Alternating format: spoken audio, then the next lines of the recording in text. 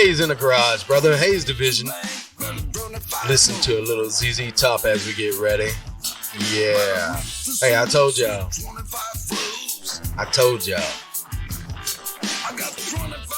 We are getting ready for a full year of podcast.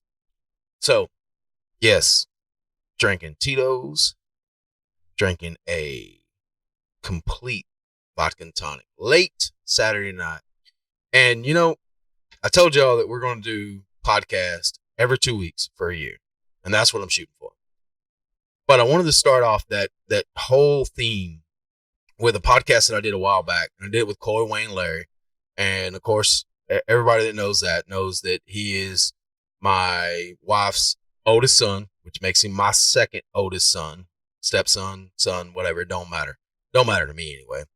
So we have set everything up, and we've been podcasting, we've been editing, and but I want to get him back in the garage, and I want to redo the podcast, and I want to redo it because basically we recorded it when the audio was shit, and I've upgraded a lot for that.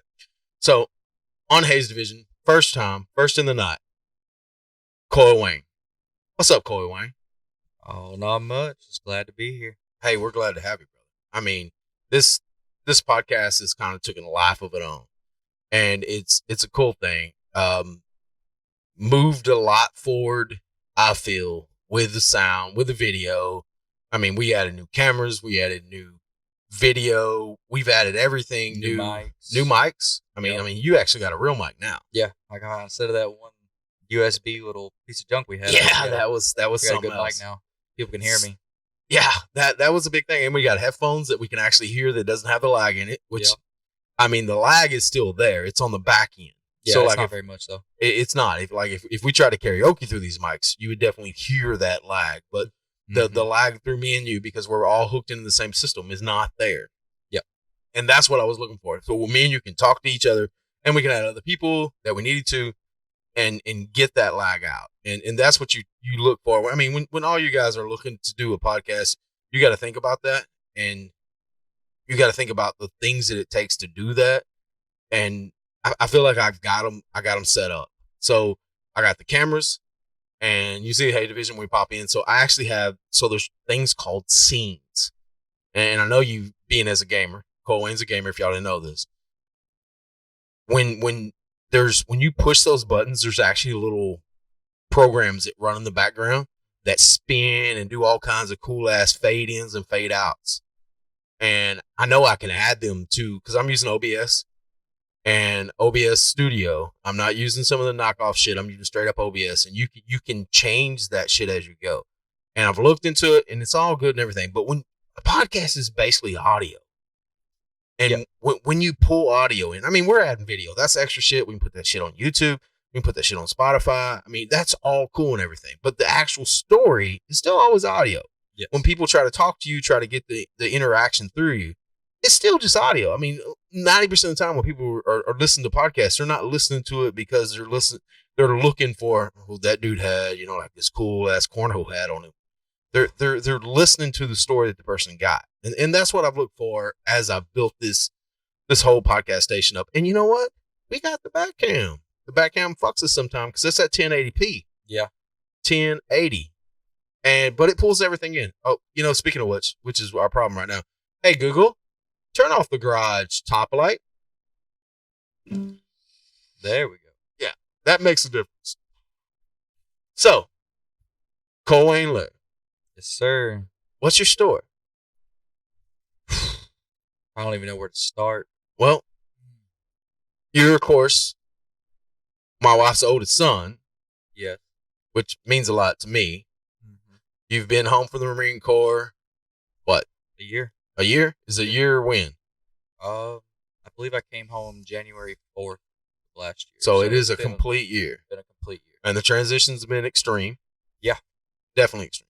Because, I mean, when we originally did this podcast, I had video to go with it, which was you getting pepper sprayed and everything else. And we can look that shit up on YouTube. I'll post links in the description. Yeah. It's there. It is there. I mean, I don't know what it is about the Marine Corps these days. They're recording every fucking thing, but that's society in general. Oh yeah, they just transparency. I think is what they're going for. Is that transparency or is that recruitment? Because I don't see that as transparency.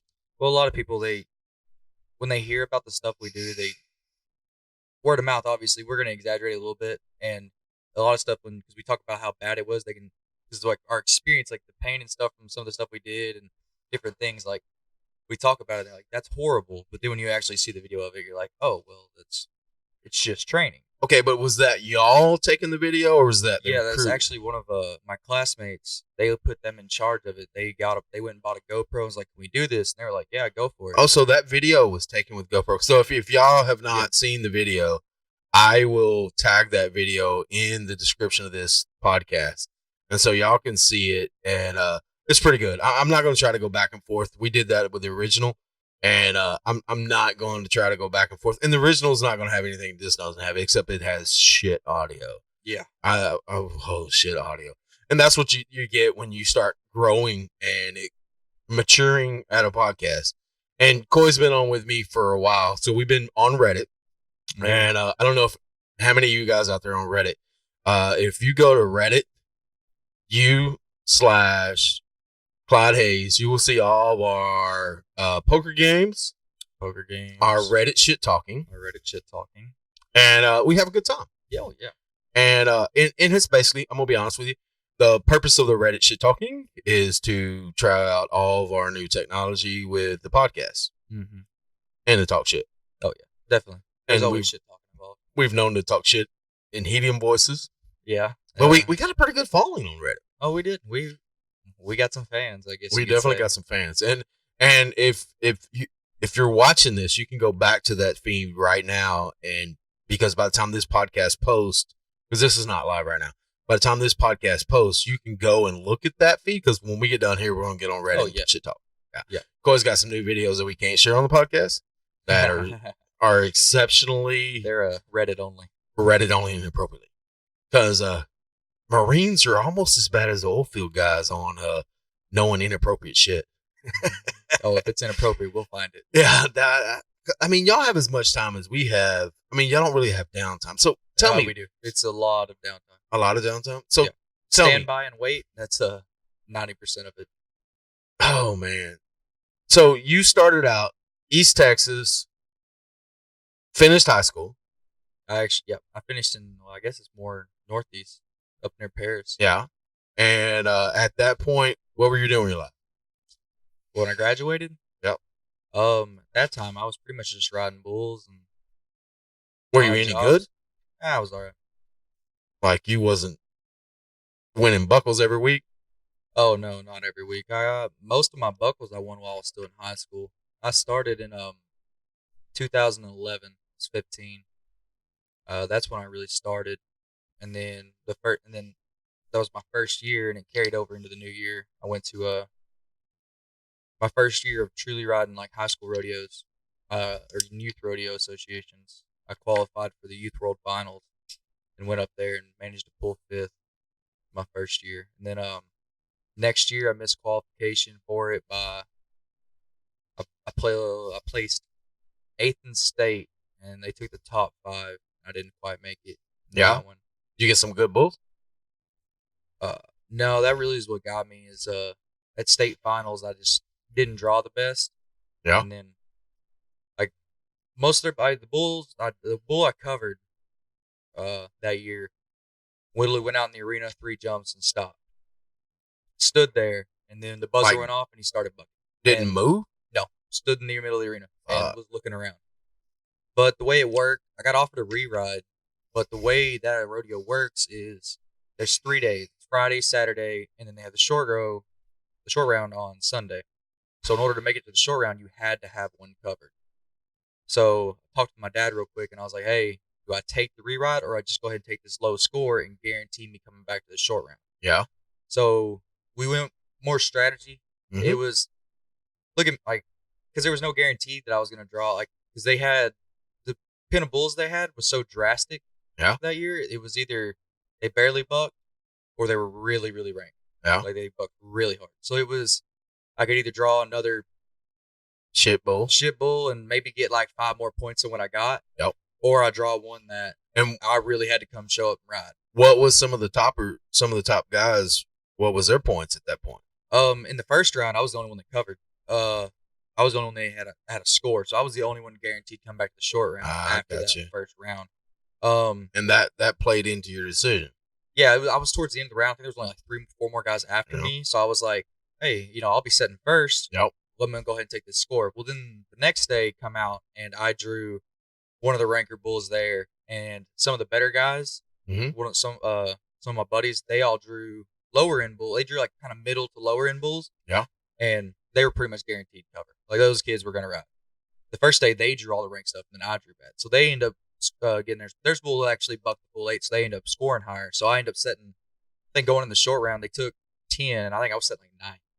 Oh, gotcha. And I was like, okay. And then I drew the bounty bull on the last day. Oh, shit. Yeah. So I had a long shot going into it. The bull had a $10,000 bounty. If I covered him, no matter what happened with the rodeo, the dude was cutting me a $10,000 check. So how'd it buck? He was ranked. He was a PBR touring pro bull. So he was a pro bull that they had there. They only pulled him out for the short round, and I took him to 7-8. That's what they marked me at 7-8. And the stock contractor was trying to tell him to give it to me because it was close. But they went to video. Like if we'd had like video replay and high school stuff, they actually, when we look back at the video of it, you can see because like the clock doesn't stop till you touch the ground or you touch the bull with your free hand, but you can be completely off the bull in the air. But if you still have your tail of your rope in your hand, and you ain't hit the ground yet, the clock stays going. And I'm actually, you can see like it was right at it. If they'd had replay, I probably would have gotten it, which that would have bumped me up too. With that score, that probably would have bumped me up to second or third. Maybe so you placed third. What'd you place? I ended up pulling 8. Ooh, fuck. I think I was setting 8, and then the 2 guys below me they bucked off too, so I ended up. Yeah, but when you sit back and you look at it from what you just explained, you were the only one in place in the beginning. You had first. Yeah, it was, and that was a good strategy. I would have suggested the same thing. So I had contacts at the time, and when I hit the ground, my face got covered in dirt, so I couldn't even see out of one of my eyes because and you can't see shit for now. Yeah, so I was like, I couldn't even open my eye. And we were trying to get it, and I was like, and then my dad was like, "We're just gonna take the score and for sure guarantee you." Yeah, I've give you a chance at it because then, so like if I hadn't and I'd have drawn a ranked bull and bucked off, and then drew the same bull I did on Saturday and bucked off again, then I don't even get a whiff or a check. So how much bull ride did you do after that?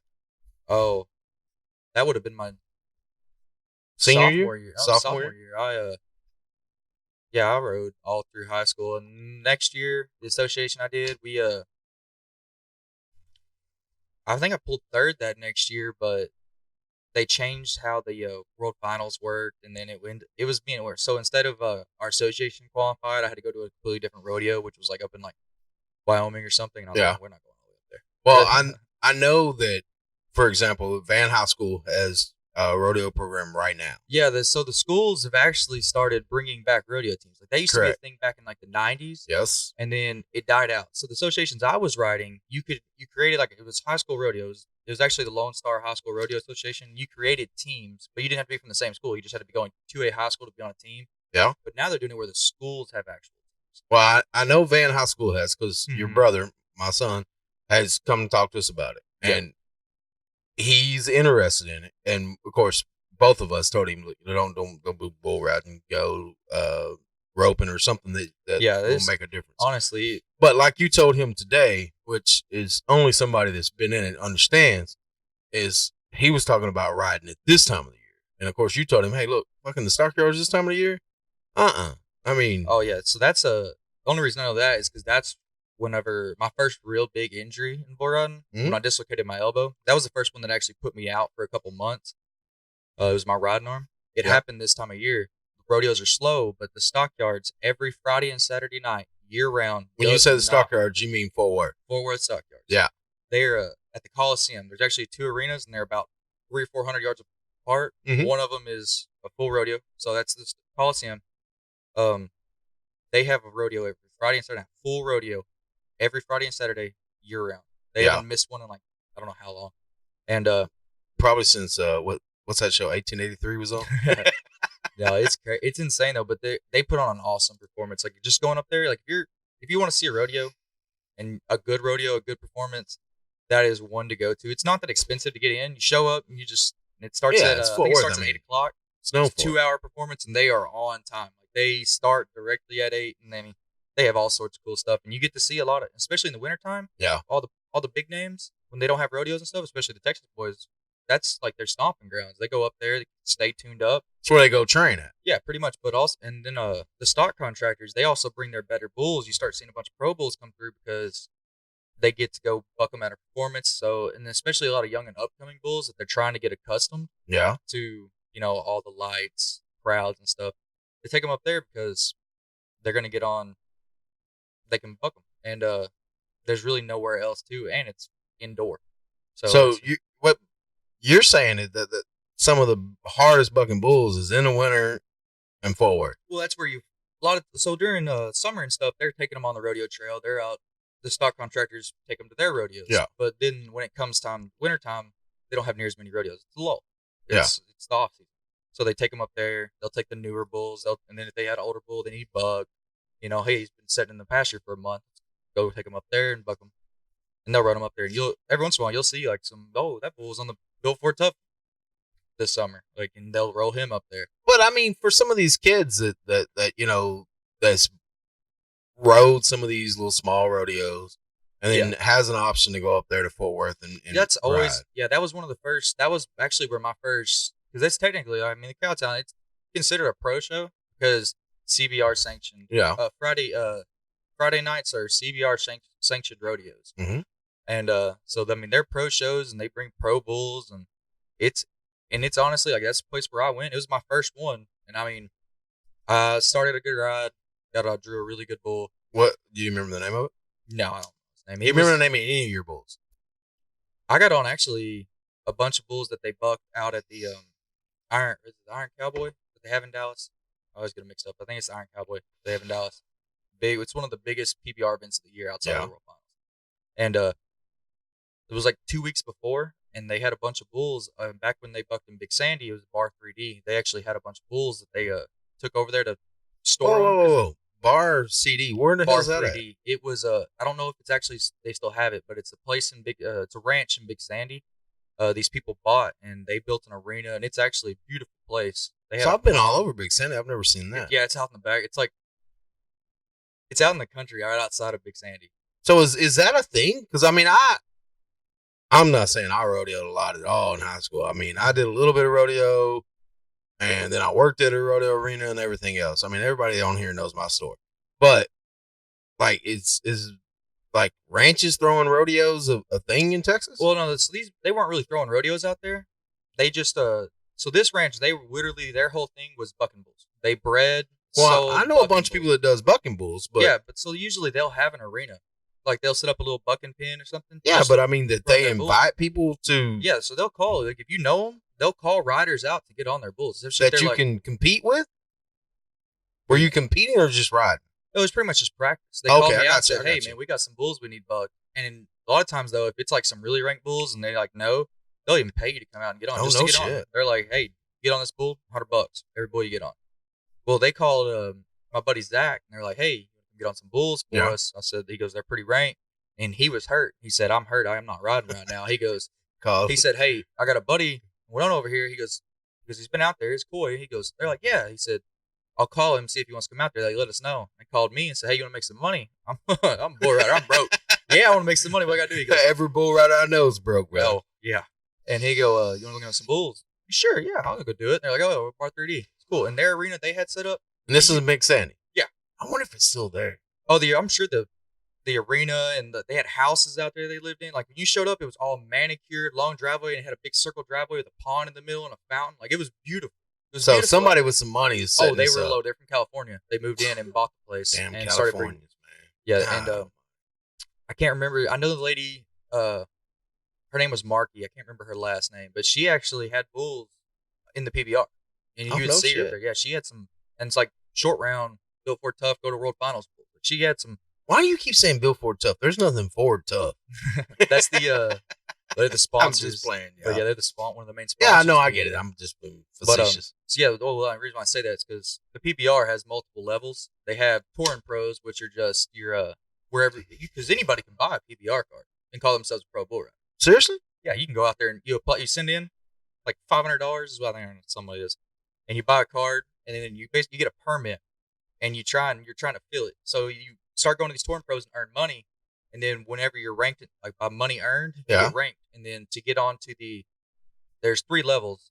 Then there's the Velocity Tour, which is the middle one. There, it's all invitationals. They invite people. They take like the top cowboys. Well, actually, they take like the top, depending on like top 40, go to the Built for Tough. That's the one you see on TV. Yeah. So they actually are going to the touring pros, earning money, running the circuit, and then whenever they start getting invited to those, because that's why every time you see one, it's always like, oh, the Madison Square Garden Invitational. They're all invitational. You don't pay. Yeah. They actually pay you just to show up and then ride, and then you're competing for $100,000. No weekend. Shit. Oh yeah, they make money and sponsorship. They get paid just to show up because they're on TV. Yeah. They're under like contract rooms. They sign up. They literally show up to the host hotel, sign a deal, and they hand them money. They're like, "Here's your money for showing up." It's not a whole lot, but it pays for your trip up there. And they pay for everything while you're up there. Then plus all the sponsorship just for going to those. Like everybody's sponsored. Like you see like a Monster Energy. Yeah. You ever watch them? Like if you ever watch the video, when they come out and they start talking, somebody will walk up and hand them either a Monster can or like a water bottle with a Monster. I've seen that. I have seen that. Oh yeah, Monster. Everybody's sponsored. Everybody. Like, then they have all sorts of different other sponsors. Like they just for putting a patch on their vest. Like every time they're on TV, they just make. That's where all those pro boards. That's where they're making their money. It's some sponsors. Yeah, they show up. Sponsors make. They show up. Don't even make the short round. Yeah, they're making money just because they're wearing their stuff. Oh yeah, I mean the exposure. Hey, everybody see me drinking Tito's vodka right now? Looking at you. So in Big Sandy, Texas. Yeah, they called me, and so I show up, and I'm like, these bulls kind of look familiar. They're like, oh yeah, they're on TV. I'm like, okay. They're like, yeah, that one said bull's name. It was the weekend. I got on 2 bulls, and then 2 weeks later at the Iron Cowboy, they were like the first time on the PBR. Same bulls? Yeah, and they were. Oh no shit! They turned out airtime. So the bull airtime was over there, and I got on him, and that bull thumped me. And their arena over there didn't have a whole lot of dirt. It was kind of thin. It was pretty hard. That bull thumped in Big Sandy or in Big Sandy? Yeah, at their arena. They had a nice, like their facilities were nice. They had lots of money and they took care of their stuff. Oh yeah, I got you. And I got on and that bull thumped me. I was like, that bull bucked. And they were like, oh yeah, he's going to the Iron Cowboy next weekend. I was like, the weekend after next. I was like, they were paying me $200 a bull to get on there. I was like, God bless. Then I got on a couple others they had up there. Then they got on one. The one I remember, there was this little bitty bull back there. He was small, and I was like, man, what is that one? Another one of y'all's yearlings? They're like, no. They said he's gonna be up there. He said he bucks. I was like, all right.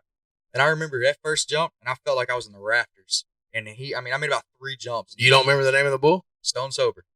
You do remember the name. You can look up the video. You can look up the video of the bull. Airtime. He actually and he's twisted, and his back feet are out over the possession. What's his name again? Airtime. Airtime. I think I've heard of it. Yeah, at the time he was. This was in what year? Winning. That was probably 2015, 2016, somewhere in that time frame. Give or take a year. Yeah. I don't remember. Too many concussions.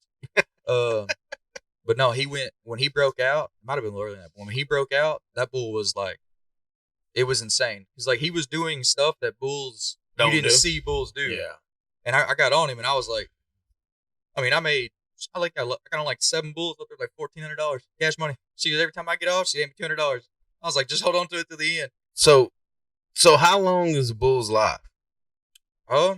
Just depends. Like nowadays, those pro bulls, they're living to 15 years old or so. They're bucking into their 10, 11, 12. Their prime's about 7.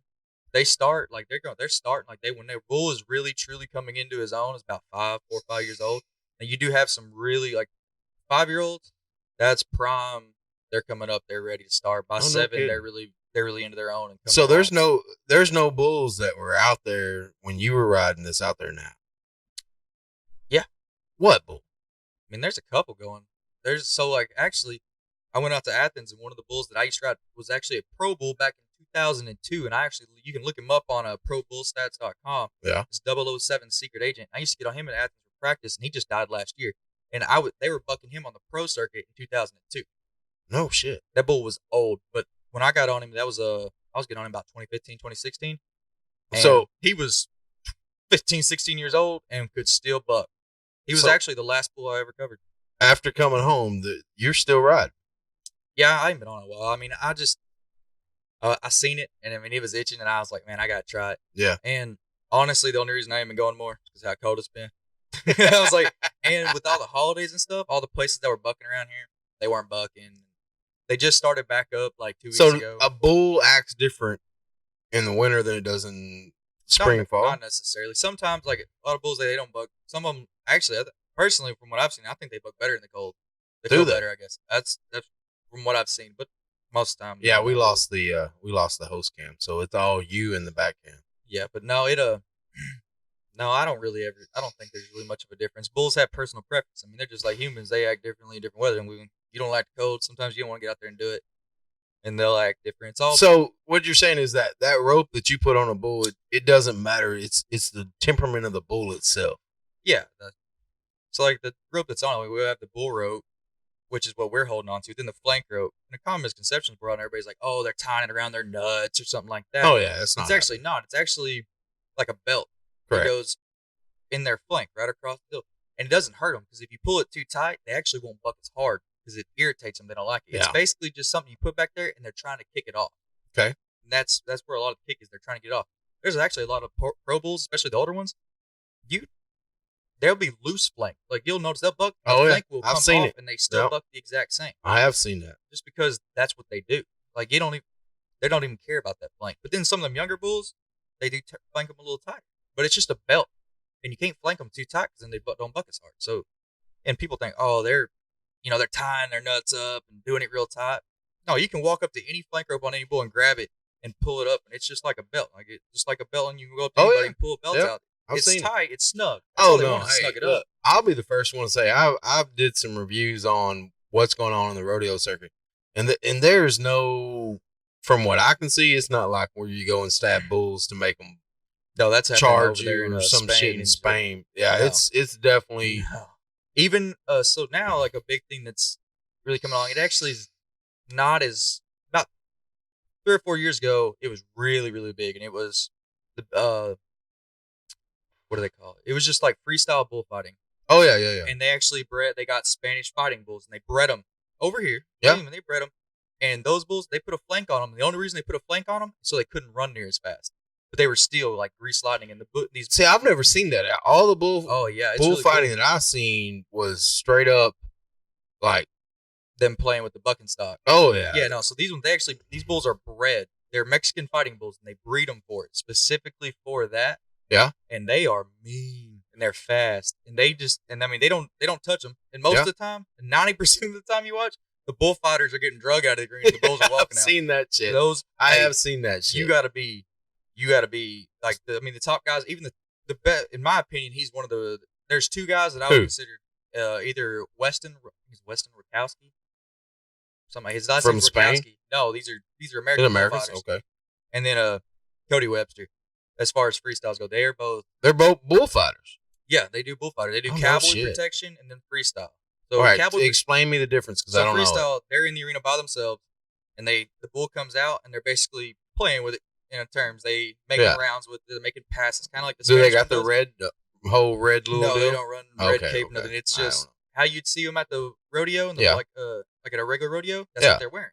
Okay. And the bulls chase them, and they make rounds, and they get scored on it based on how well they kept the bull's attention, worked them. And then there's also cowboy protection, is what you see at rodeos. Cowboy hits the ground, and the bullfighters come in and get the attention and pull them away from the cowboy. Okay, yeah. That's cowboy protection. So is this bullfighters or this clowns? This is bullfighters. So there's actually a difference. Gotcha. Bullfighters are kind of insulted when you say rodeo clown. So have you ever been to the rodeo and you got the guy with the mic, he's doing funny acts? I do. That's a rodeo clown. Yeah. That's their job. They're entertainment. They're entertainers. Yep. Bullfighters, they're not there for the crowd's entertainment. They're there to keep the bull to try and save the bull riders. And most of those guys, and I've seen it time and time again, and there's many out there that have saved me. Oh yeah. They put their whole job is if their mentality is if he's getting hit, I'm getting hit with him. And I've actually seen a guy get knocked. And I've met those guys. Yeah. They will lay on top of the knocked out bull rider to save him, to keep him from getting hurt any worse. What do those guys make? Man, it just depends. The best ones, the better ones, yeah, they make a good living. Do they? They get taken care of. Like they pay them.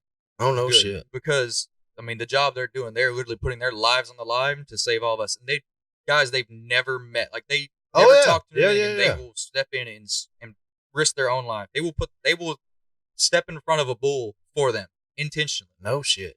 I mean, I've seen it happen, but I mean, when you look at the rodeo world, I don't know. You live in Texas, you're in it. I don't know. You can't live in Texas. No, I mean, especially growing up in the 80s and 90s. It was so profound. Profound. I mean, that's something we went to. On a Saturday or Friday night, it's happening. Like my hometown, where I graduated from, where I grew up, my mom lives. When the rodeo comes around, there's a parade. Town shuts down. Everybody in that town's there. It's once a year. Oh yeah. And I actually rode in a couple times, but it's especially for small towns in Texas. It's everything. Yeah, that's Bagodeo is what they call it. Footballs took a big piece of that. Oh yeah, and I mean it's shared football too. I mean any sport in small town, they take pride. Which spots is small town pride. We rep our own. Oh man, don't talk about sport. Some people don't understand small town pride, but Texans definitely understand small town pride because I mean it's not a me against your town. I mean we can go the next week and talk shit about Oklahoma and Arkansas and Louisiana, but at that point it's my town against your town. And you'll hate their guts. Oh, yeah. We can meet you can be best friends. We can meet at the city limits, the old palace. We can meet at the damn city lake. We can meet wherever you want to meet. We can throw down. But 5 minutes later, some Louisiana boys or some shit like that show up. Oh yeah, it's on. Oh yeah, that's Texas. Then it goes to Texas. At the end of the day, Texans look after Texans. It's funny with everything that goes on in the world. People don't understand that pride for this little piece and then the next little piece. It's not saying the next little piece is a piece of shit. It's only a piece of shit right now until the next bigger thing shows up. I mean, and it's, to me, it's a good thing. And I've had this argument. So, my ex-wife, her father, he's a humanist, and he never understood that thing. Now, of course, he's from Texas. He moved to Colorado. Then he moved to Arkansas. And his whole thing, me and him had in and out because, Coy, you know that you're number 2 and 7. Me and my wife have 7 together. Mm-hmm. And in that deal, you and all your brothers, well, except for right now, Tristan and Wyatt and Gavin, Wyatt played Pee Wee football. So except for Gavin and Tristan, all of them played football. Mm-hmm. Even Ian. Ian's like fucking 6'2" and should be playing basketball somewhere. He should be playing receiver. Oh my god, that's all. He'd be. Oh, good. He was a beast. And Orion hates me talking about this, but when Ian and Orion played, because they're a year and a half apart, when they played, Ian was better than Orion. Orion just told everybody how good he was, and everybody believed it. And that's what I've tried to teach Ian is, sometimes you can be as I don't even know how to say the fucking word right now. Mediocre. How do you say that word? Mediocre. Yeah. You can be mediocre. But if you have pride in yourself, it pulls through. And Orion was as good as Ian, but Ian was fucking like he had some potential.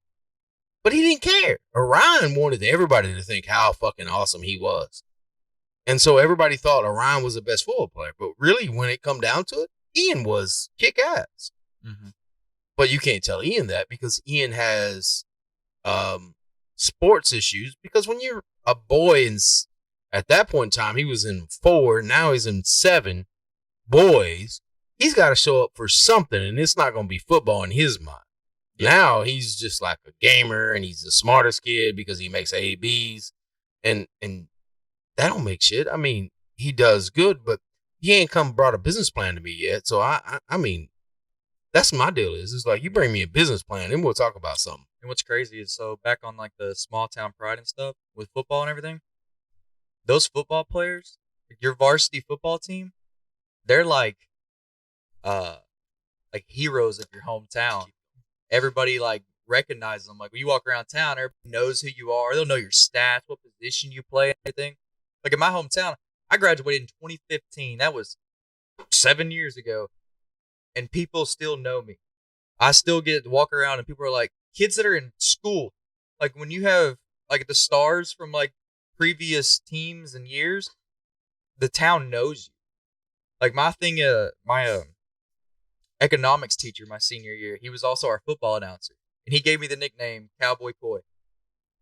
And every play I just called Cowboy Coy on the carry, Cowboy Coy on the tackle. That's who I was. And I walk around like when we went home for Halloween. Some like 6th grade kid come up and was like, "You're Cowboy Coy." I was like, "How do you know me? Who are you?" Never heard of this kid. Don't know his family, nothing. But they knew who I was. I was like, and they remember being little and going to the football games and hearing and still to this day, people are like, "Oh yeah, I remember you." I go to if I go to talk to my coaches or go to my old school, like I'm still on record boards there and stuff. What record boards? For what?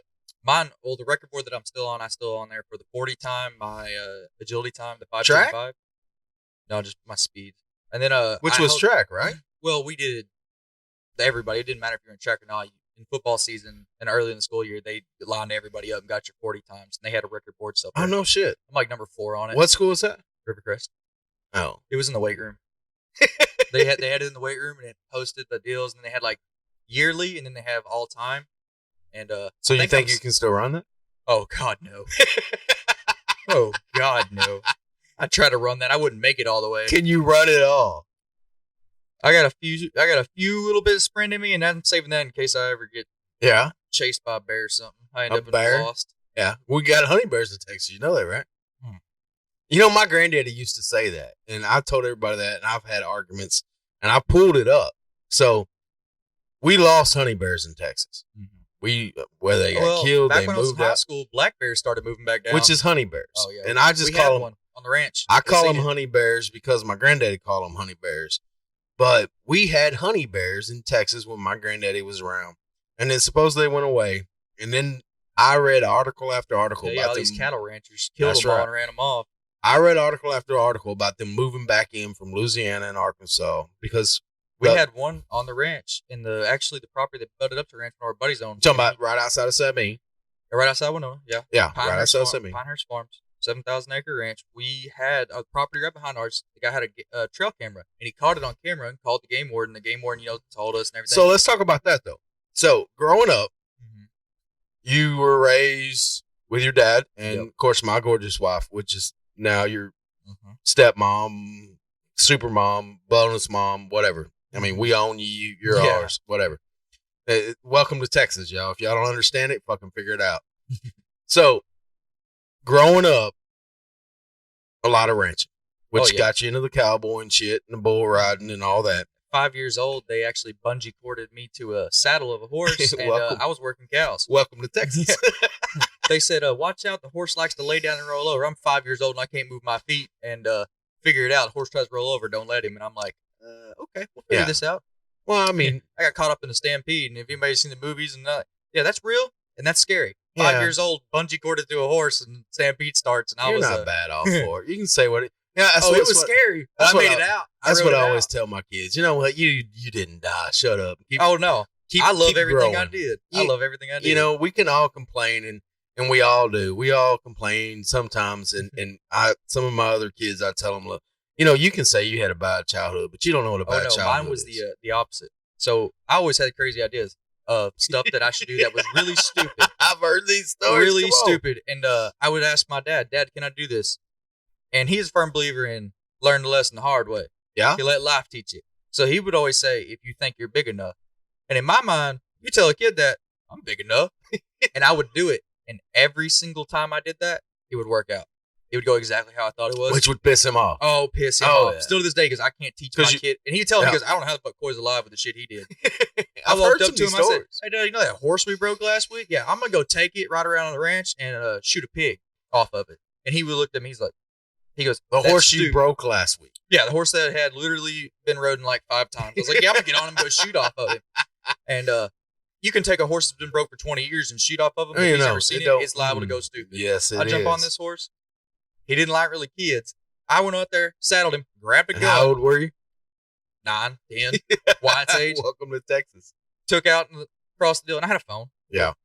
Little piece of junk back in the day. Old, yeah. And I just take out the ranch, saw a pig, pulled the gun out, shot it off the horse. Horse never bobbled. Called my dad, asked him to come pick the pig up. Come on. And he showed up and he was like, I don't know what I don't know. Hey, Dad, I was 6 years old. I told my dad I was going to ride my bike to the pond that was over a mile away and go fishing. And he was like, okay. I showed back up 30 minutes later with an 8-pound bass that I couldn't get the hook out of. On a bicycle. Bass. Yeah, I got to put it in a grocery bag, put it on the handlebar, and rode back and was like, I can't get it out. Anybody got pictures of that shit? I don't know. Probably yeah, not. because it's 8 pounds. No, I'm not believing no damn 8-pound bass. No, the pond we had, this is a little pond on the ranch. It's been, I say pond, this was like a 9-acre. Because you told a story earlier about somebody being big and like it's small. It's probably a 2-pound bass. My personal best out of that pond, and it was weighed with multiple witnesses, was 10-pound 2 ounces out of that pond. Anybody that's fished that pond knows there's big. Where's this pond at? Pinehurst. If you're ever out there and you ever hear it's a rock house, it's right looking right over. Oh my God, we got to check this pond out. Definitely. I want to go. Actually, I could probably call Clay and tell him I want to go, which is the owner's son. Tell him I want to go fishing out there. He'd let me go. So he knows he's buried like 40 vehicles in the bottom of the pond. He was convinced he could jump it, and it's about 150 foot wide. I think you told that story one time, and it was a Camaro or a Trans Am. No, he put a Ford Bronco in the bottom of it. He put a bunch of full wheelers. He's all countless cars. Oh my God! You could go out there with a sonogram and just look at the cars at the bottom. It's probably $300,000 or whatever. What are you doing with sonogram? I don't know what the fuck it's called. Yeah, I know, right? Where you can map the bottom of it. There's cars with full wheelers. I think you tried to do it on a bicycle one time. Rich people's kids, huh? Oh yeah. So you went from growing up on a ranch, rodeo in high school. You graduated. Yep. Which is surprising to everybody as far as I know, because I didn't meet you after that. Talking about? Well, I've heard that. Out of all the Larry boys, you got the brains. I just hated doing homework, and that's why my grades were low. I'm not gonna say you got the brains. I was joking about that because a couple of your boys are pretty smart. But I mean, we y'all all got egos that's definitely in line with mine. So we got to pull that shit down a little bit. Hey, I know I'm smart. The state told me I was. The state told you was smart. I was in the top 1% of what? Math. Winona? Math. State. Tops of the 1% of the state. So you know prime numbers? Sure. I can't say them now. Oh, you can't say them now. Like 3, 5, 7, something like that. Yeah, go to what's the prime number of 67? Probably 67. No, it's not. Anyways, but no, yeah. No, they made the STAR test. We lost all of our They made the STAR test come out, right? Yeah. And in Texas. For the longest time, it was TAX, which was like the Texas assessment. I remember that. And they were like, it's not good enough. Everybody was acing it. They're like, okay, we're gonna make a new one. It's outdated. I did not ace the fucking tax test. Well, that's you. What do you expect? Yeah. But so like a lot of kids, like it got where it was a little outdated, and they wanted to update it to because like the STAR test education started like what people used to learn in 8th grade, kids were learning in 5th grade. So we're gonna readjust it, and it was for high school. Well, they made it, and the first year they made it was the last year. They made it, and they said, hey, these kids that are here are gonna finish out with it, and then no more. So the kids that were in like junior high didn't have to take it because they made it so tough that they had to curb it because there was people making like 7s and 8s on it, and they had to curb it to pass. Yeah, it was bad. This was after me because this was my freshman year. They come out with it. Well, I was in Algebra 1 in freshman year, and I had to take the STAR test. You made it above Algebra 1? I took Algebra 2. I'm just playing. And I didn't take Trig. I was like, I took Trig. It was not fun. Yeah, everybody said it was bad, and so I opted for. I took Algebra. No, I took something else. Trig was not fun for me. Yeah, they were like, you take Trig or that, and I was like, well, everybody said that stuff's real hard, and I'm playing sports, and I don't want to do homework, so I'm gonna go over here to this. I did both. It was stupid easy. All the football players were in it for a reason. And so they brought this test out, and I remember after I took it, because we were the first group to take it. And everybody was like, "Oh my God, that test was so hard." Well, it wasn't that bad. It was, And turns out I missed one question on the entire test. No shit. And was in the top 1% of the state. And I had teachers come in. They were like, my principal called me in and talked to me. He's like, okay, you're about to do UIL. You're gonna do this. And I was like, you talking about I gotta do extra work? I mean, on my Saturdays, I gotta go do math. Yeah, I'm out on that. So as your extended stepdad, I will tell you, you're definitely not living up to your potential. Yeah. And they probably told you that in high school with all that shit. But that was only math. But like, you took me to English, I couldn't write. You told me to write a short story, I couldn't write. That's because your glasses are not big enough and you can't see. I still don't know how to properly use. I don't. You can ask me what an Oxford comma is. I'm gonna tell you, kiss my ass. I don't know what any of this shit is. we're not going into grammar. Grammar is my weak shit. suit. 3 years ago, I learned how all the yours. Wow, you are. Yeah, I finally learned comma, that, but I don't know how to properly use a comma. I can't write. English was my downfall. You know what? Killed me. Some people that shit don't stick. It just doesn't. I mean, when I was going through college the second time, that was some of the things that I had a hard time with. Like, I bought books and sat there and studied, and I would study it, understand it, pass the test, get A's on it, finish that college course, and move to the next one. And then when I would start over again, because, as you go through college, credits count here, credits counts there, la, la, la. You do it again, it's like, I don't remember none of this shit. Like, today, I still can't teach. My sister-in-law, which she teaches first grade school, and her big deal is fucking grammar. And I still can't get grammar right. I think I should be speaking Gaelic. I'm going to be honest with you. My Scottish ass should be, my Scottish ass should be speaking another language. But, so you rodeoed, ranch, done with high school. When you finished high school, what'd you do next? I mainly was just still rodeo, and I was trying to really break out, go pro. How'd that happen? How'd that go? Yeah. How did it happen? I mean, you finished high school, because all these kids out here right now are finishing high school and they got plans or they don't got plans. I mean, all the schools are pushing, go to college, do this, do that. I mean, I was doing that too. I was trying to go to college, and I had a really good opportunity. For what? For rodeo. I was trying to go on a rodeo scholarship. Yeah. I tried for baseball, and I ended up screwing myself. And you Larry boys just got a damn good baseball Yeah, I went to a combine, and I mean, because your brother is supposedly twice as good as you are. Oh, yeah, I'll say it all day. That kid's a 10 times better. Don't tell him that shit, though. Tell him you're talking about Wyatt, not Easton. Yeah, but, no, so I had the opportunity, TJC, they told me they would take me, but they wouldn't offer me a scholarship. Yeah. Because I went to a small school, it's hard to get recognized. I had amazing stats. I was top 5 in state with my batting average. I was all Red River Valley, which over there, so it's a smaller selection of schools. It's just the all Red River Valley area. And, but it's, usually like when people get honors, like, oh, they're all state. They're 2A. They graduated by the Yes, I understand. All Red River Valley. It's every school from 1A to fucking 5A now. They don't have 6A anymore, but it was 6A at the time. All the schools, didn't matter the school size. They looked at everybody to get on that. And it was very, to get that was almost, for our area, it was harder to get. It was more prestigious than all state. Yeah. So we didn't give a shit about anything in state. We were going for that. And I was first team all Red River Valley for the all around because my pitching stats were insane. My batting average, out of 492 batting average with a 511 on base percentage. What position did you play? See, that's what screwed me. I went to a small school. We had less talent. Yeah. We had probably, I would say, 3 superstars on the team.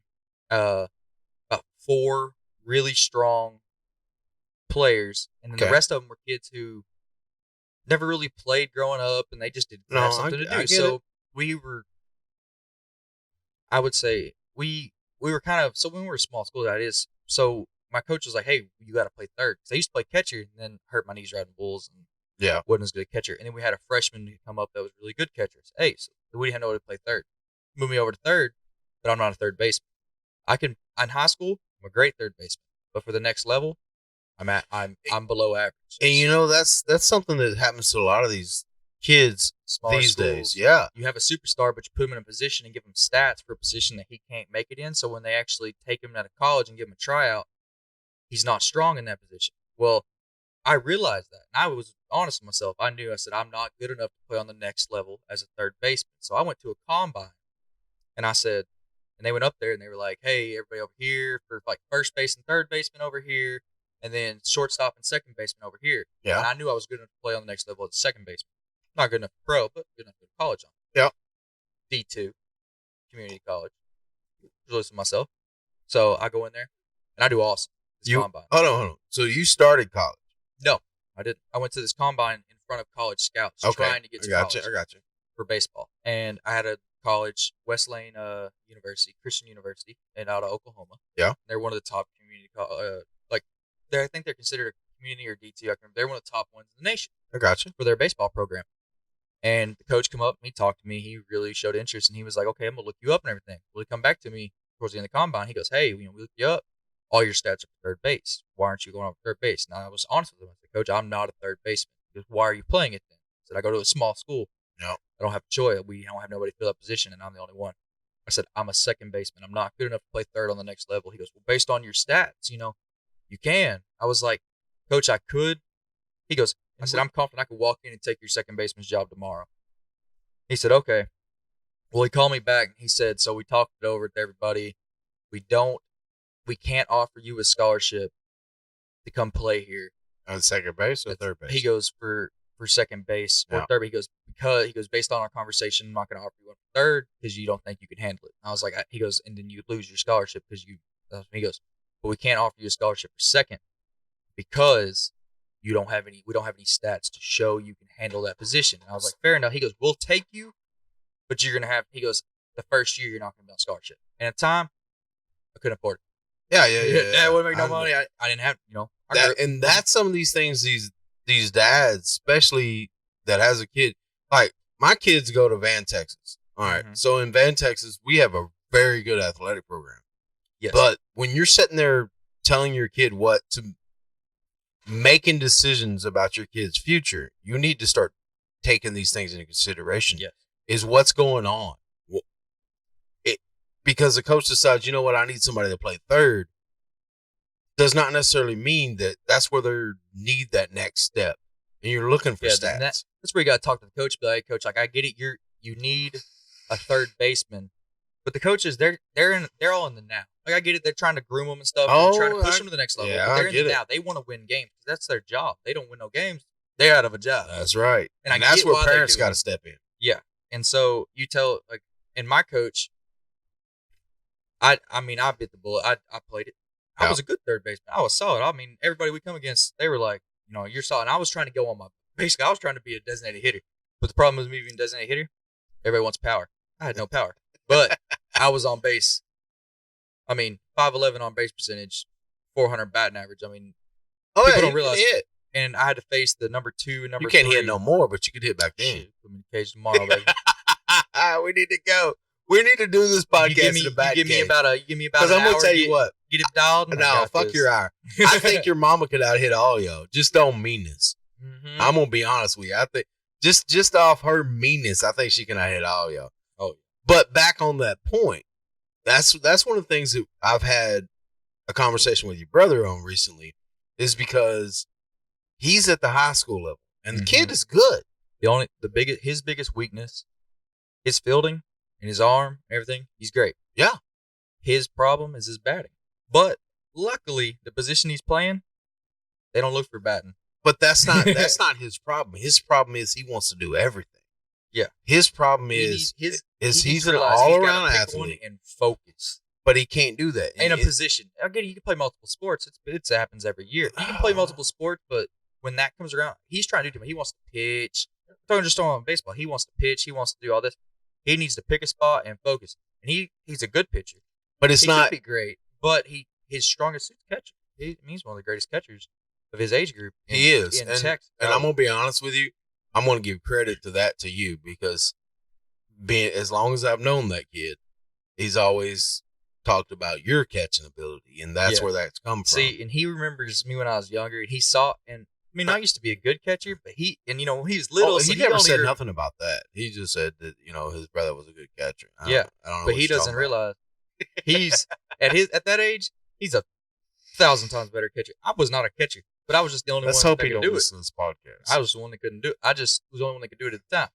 I was not a catcher. Which goes back to what me and his dad's both telling him right now, is that, look, you need to focus on what you got. And this goes out to all the dads that's sitting out there looking at their kids just thinking, hey, look, I got an athlete on my hands. Mm-hmm. And the point is you need to figure it out. Don't listen to coach. This is not a coach's decision. You're planning your kid's future out. Just like we plan, like tonight. You sat here tonight and watched me send my kid and 2 of his friends off to a formal for high school. You make decisions at that point that make their future. Mm-hmm. Same thing happens when you talk about sports. You sit there and you make decisions about what position they should play and what they should focus on. And now, I there could is give. one problem. Okay, That, go ahead. that I did see a lot of. Parents think their kids. Now, don't get me wrong. There's coaches out there that think, that are actually looking at, okay, where will this kid actually grow the best and has the best potential at? And a lot of coaches do, and especially the good coaches, and there's actually a lot of them. Oh, there is. So they'll be like, they'll see like, oh, he's a awesome infielder, but he's better outfield and he has better potential in outfield. And they'll stick him out there, and then the parents are like, no, he needs to play shortstop, and the coach is over going, no, this, and they put him in a position where they're strongest. Now there are situations kind of like what me was. My coach knew I was way better at those other positions. Yeah. But it just come down to the nut cutting, and he even talked to me about it. He goes, "Look, I know like this is where." Okay. And then but a lot of time the parents will also screw a child like that, especially. Okay, elaborate, because I really want some elaboration. So like a parent will be like, especially they have a good ball playing kid. They have a kid, he's a solid ball player, and the coach has him playing second base. Yeah. And the parents are pissed. They're like, "No, he needs to play short." But the coach sees, hey, maybe he doesn't have the arm strength for that, but I can build him up and I can work him, and he has a better chance of going to the next level as a second baseman. But the parents, that all they see is, the superstar of the team, the greats, they're shortstops. Yeah. So they want their kid, they think their kid's the greatest God's gift to earth. Yeah. As every parent should. They're going every parent should, yeah. And they're like, for telling the coach and on the coach and everything. But the coach is actually doing the best thing. So it's a lot of, you just need to have conversations with your coach and hear what he says. Because when you have a coach like that, and they're putting, but you don't always have coaches like that. No, you don't. And that's why I'm saying go and talk to the coach, ask him what he's seeing, ask him his reasoning why. And if he can elaborate, is in, hey, your kid's weak here, because every kid's got a fucking weakness. There ain't no kid that's just a stud all the way around. Nope. There's a weak hole somewhere, and he's like, well, I mean, when I was in high school, and he can elaborate. He's like, by putting him here, it actually plays with his strengths and takes away from his weaknesses. That's a coach that knows what he's doing. Leave him. Trust your coach in that situation. But if you have a coach that's like, oh, well, I need a base. I got to have him there. Then you can kind of be like, hey, so let's put him where he's strong. If you look at your career, mm-hmm. your career going through high school, junior high, and all that shit, when you were in there, was there some decisions that could have been made different that would have promoted you more? Yeah. And the positions that you can look at and tell parents, because that's what I take. Yeah. So when you got athletes, you got to think about the positions. Yeah. So especially when you have parents that it's their first child, and then they never. Well, nobody. Let's go with Texas, okay? Nobody has one kid in Texas anymore. We're trying to repopulate the earth with Texas. Yeah. We're doing a fucking hell of a job of it. No, so like growing up, like Little League, right? Right field. When you hear right field, what do you think? I think of somebody that should be catching daisies out there. Exactly, right? When you get up in the high school, people don't realize, like pros and stuff, right field, that's actually one of the stronger outfield. Like, don't get me wrong, there may not be the fastest. Yeah. The best example I can give is back in like 2011, 2012, Texas Rangers. I remember. We had Nelson Cruz. I know that name. Yep, he played right field. Not to and be. You looked at him. I'm not a baseball guy. He did not look like until I met my wife. Outfielder. He was a stockier build. He was a stronger dude. He was kind of a bigger dude. He wasn't as fast, but dude had a cannon for an arm. But also you got to remember, outfielders. What bases they throw to the most? What are the two bases they throw to the most? Second, third. Second and third.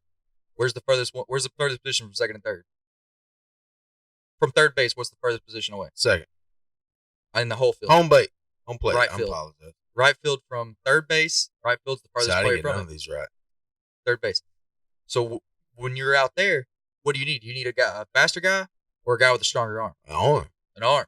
So when coaches get in high school, they're looking at the same thing those are. They're like, hey, this kid's not as fast. He's got a hell of an arm. So they put him in right field. Hey, they can read a ball good. They got a hell of an arm, decent speed. That's a right fielder. That's a right fucking fielder. Okay. And so the parents see their kids getting stuck in right field. They're thinking like Little League. They're thinking what you thought. And they're like, definitely. Why the fuck is he out there? And the coach is like, what are you talking about? He's a cannon. He's a fucking perfect right fielder.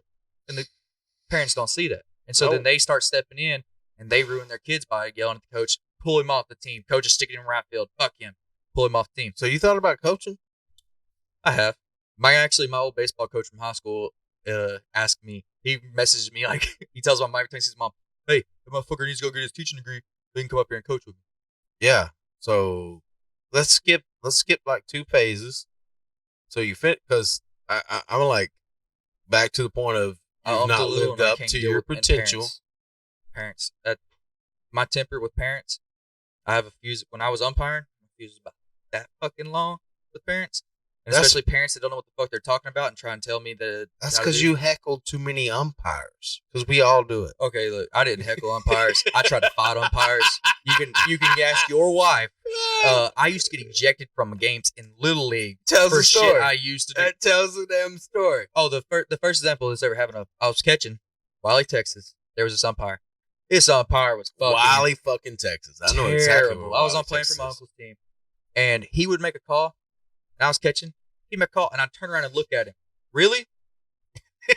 Throw the ball back. And he got to the point he would call a strike for us. And I would turn around and be like, dude, what are you fucking looking at? A strike for you. Yeah, but it was so bad that even I was already, even the batters losing that, I'm on the batter side. Like, it was that outrageous. It was getting that bad. He went to my coach and said, if your catcher doesn't stop, I'm going to eject him. I'm 8 years old. I was in this umpire's head so bad, he was trying to eject an 8-year-old. So I know where your daddy gets it from. I don't think you get it from your dad. I think I know where your daddy gets it from. I was on a pitching mound in Big Sandy when I was playing for Winona and told a umpire I was going to beat his ass. And I'm like 10, 11 years old. Which is the problem with umpires these days, not wanting to go to the parking lot alone, because I've referenced that. Yeah. Yeah. No, don't get me wrong. There is some really good umpires, and when I see them, I let them know. So we're going to jump like 4 stages ahead in a second. We're going to bounce all around. This is not a straight line. Yeah, this is not a straight line. So, finished high school. Mm-hmm. What'd you do then? Did you have a job? You graduated. Of course, you graduated, right? I graduated, and then honestly, like I didn't know what I was trying to do because at that point I was was really hoping to go to college with baseball. Yeah. I didn't promote myself enough. I wasn't aware at the time. Whoa, what does that mean? Because I mean, all of us guys that have kids out there that's thinking about this my is kids. My best advice: if you have a solid ball player of a son, or any kid, and even the softball. So there's websites that you can actually build a profile. You take videos of them, upload his game stats. And if you don't have that, hit me up because I will definitely help anyone out there that needs that. You post videos of yourself, and these colleges are always looking at that, and they're like, oh, they can sort it by like a certain stat, and they're like, oh, who is this kid in this school? And then they look in your profile, they see that, then they can go look at your school. Yeah, I built 4 Instagram pages this week just for all the bullshit that we do here. Yeah, and then they can find you. Whatever, and there's coaches out there that will actually do it for their players. Because these coaches aren't looking at every little school's deal. Because back when I was doing it, they didn't post that kind of stuff. So for me to get noticed at a little school, I had to be a freak of nature. I mean, like for them to even. And you're like 5'2" and not a freak of nature. I was a 5'9", 130-pound white kid, but barely growing some facial hair. At a 2A backwoods school, no college is seeing me. Nope. And the only way I had to put myself out there, I wasn't aware. And I had injuries, and that was a big problem. I had a bad knee injury. Bull riding. Yeah. And so I had a bad knee injury. And I wore a knee brace. So or college recruiter sees you wearing a knee brace. He's like, Let's pause right quick. So we talked about bull riding a second ago. So your suggestion for all the boys out there that's thinking about the adrenaline, the girls, and everything else that goes with bull riding, what's your suggestion? Because I just heard you tell this to your brother. Yeah. So honestly, the way I look at it, if you want to do it, you're gonna do it. Yep. That is what it is. Here's what I'm gonna tell you though about this sport. It's called the toughest sport on dirt. Yep. It is the roughest. You're gonna, especially starting out, you're gonna have no fucking money. You gotta travel all over the damn country. And you're just day in and day out, you're just gonna get slammed in the mud, get your ass whooped, hurt. And there's a saying in bull riding: it's not a matter of if you get hurt, it's when and how bad. Yep. Every year, people are dying. Yeah. This sport, in an instant, it's the only sport where you tie yourself to death You literally are And you tying can put a yourself, helmet on. You can put a face shield on. and at the end of the day, it won't. All that stuff, it helps. At the end of the day, all I can say is if you're going to do this sport, you better be good with your maker, and you better accept the consequences before you do it. And that's the thing with these kids that go and get on a couple bulls, and then they get off and they like walk around. I'm a bull rider. You're not a bull rider until the first time you get thumped. I mean, the first time you take a trip to the hospital where they're looking at like where it's rough. Like, it's not looking good. Nope. Then that decides whether you're a bull rider or not. When you come back from that and you still have the same drive and the same heart, that's what'll decide whether you're a bull rider or not. One of the best kids I've ever seen get on a bull. Best kids. I mean, this kid, he could ride a bull. He could stick him on fucking anything. Kid's badass. Kid's terrified. He still gets on every now and again here and there. This kid, I'm telling you, if he would have, one of my best friends in high school, played ball with him in high school. Yeah. He graduated the year before me, named Jasper Conway. Yeah. Kid is, when it comes to bull riding, the most natural, talented kid I've ever seen. Like, when the bull bucks, he just feels it. Oh, he's just, when he's riding, it looks effortless. Effortless. Yeah. I could work my ass off. No, I could make rides. It was bad. I would beat him. I had more heart than he did. Yeah. But there was times, I mean, you could get on a bull that, like, been unridden and make him look like a fucking pup. Make him look like he's riding a fucking stick horse around the arena. Stupid. Shit. How good he was. Scared. Which nobody blamed. I mean, I don't blame him. Yeah. That sport's scary. Yeah. But he didn't have the heart. If this kid would have put in the time and effort, he'd have fucking 5 world championships by now. There wouldn't be a man in the world that could come close to him. All right, so let's pause real quick. Where's that kid at? That kid now, he's bouncing around, does ranch work up north in the winters, and sets around and is fucking broke the rest of the year. Oh shit. He goes around. He enters a rodeo every now and again, and which goes back to applying your potential. So, and that kid was a good baseball player too, and had the opportunities. And that's that all around sports. His attitude killed him. You know, as a dad, it sits here and looks at potential. He's an athlete. Potential athletes, because like I had 7 boys, and, you know, you're one of them, but I sit here and I look at all my kids and I think about their potential. And what do I say to make them move forward in their life? Because at this point, I only got 2 that's grown. That's you and Tristan. Mm-hmm. Don't get me wrong. I had one that graduated earlier today, or this month. Orion graduated early, top of class. I guess you call it. I don't know how you say it. He graduated half a year early. Very proud of my son. Yeah, I'm very proud of my son. But he graduated early. Mm-hmm. I got what? 2, 3, 4, 3, 4 more. Mm-hmm. Yeah, that's 3. Too many damn boys. Yeah. I got 3 more. 4 more to get done. Ian, Easton, Gavin, and Watt. That's right. To get all them boys out the house and get them graduated and everything else, I have to make the right decisions as a dad that says, hey, look, you are on the right trajectory to not be a piece of shit the rest of your life and make the right decisions. Because it's our jobs. It's our, like you were saying, to say, hey, no, he's not playing fucking third base. He's playing second base. He's playing pitcher, or he's playing catcher, or he's not going to play like we just had recently with Easton. You know what, Easton, you can ride motocross when you get done with high school. Right now, you're playing fucking football, or you're playing baseball. Yep. That's your decisions. That's where his greatest potential is. Oh, that's why I push him to stay there. It's, you know what? That kid could fucking pick up any sport, and he's fucking great. Bubba, first year playing fucking tennis, he went and won fucking district. You don't have to sell it to me. And then that's the hard thing right now with me as a dad, is I got 4 kids. It's good. That's one of the hardest things to tell him no when he wants to go do a sport. No, it's just not. Because of how he does in the rest of them. Like, boy, don't get me wrong, I'm straight up tell that motherfucker no. But like, he's like, oh, I want to play fucking tennis. It's like, okay, why the fuck would you want to do that? Then he goes out there and does what he did last year, and it's like, it's not that. Fucker. It's what is really, and this gets back to what you were just saying, and this is what all of us dads have to look at. And me and your dad does not compete in this shit. We collaborate. And I'm very appreciative of that collaboration, is that we look at what is actually going to progress that kid. Where your dad has 2 kids to look at. I got fucking 4 right now. Yeah. I got one over here that's fucking, I got a play to go to. He is a lemur in a play. and we're showing up. Speaking of, you got to be in Mount Pleasant next weekend. We're showing up. Okay. Do that. We got another one in here that I'm watching playing basketball this week, and I'm like, okay, fucker, you're just playing basketball because you think it's cool because all your brothers do. You should really be doing like some double flip back flips with a bunch of girls. Yeah. Like, definitely. And I don't know how. And this is the problem with. And what's crazy is males in that sport. Oh my God. They Coy, can go so today- far because there's not many. There's Today, a lot, but I not watched what you this think. kid not excel at something, and I thought he has more energy and more heart than any kid I know, because he is actually the baby of the baby of the baby.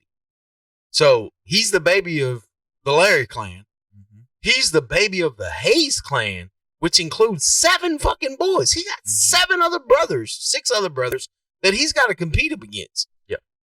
And he's got the most energy and the most heart of all of them. This kid will walk out in the back fucking yard and teach him anything because he has to compete against every other brother out there. One thing it doesn't really, I hate to say it, like for Wyatt, because this is with the circumstances that all happened with, my dad and Sarah and that time period. We ain't got to walk But down the road. Especially I get you. with Wyatt or with Easton.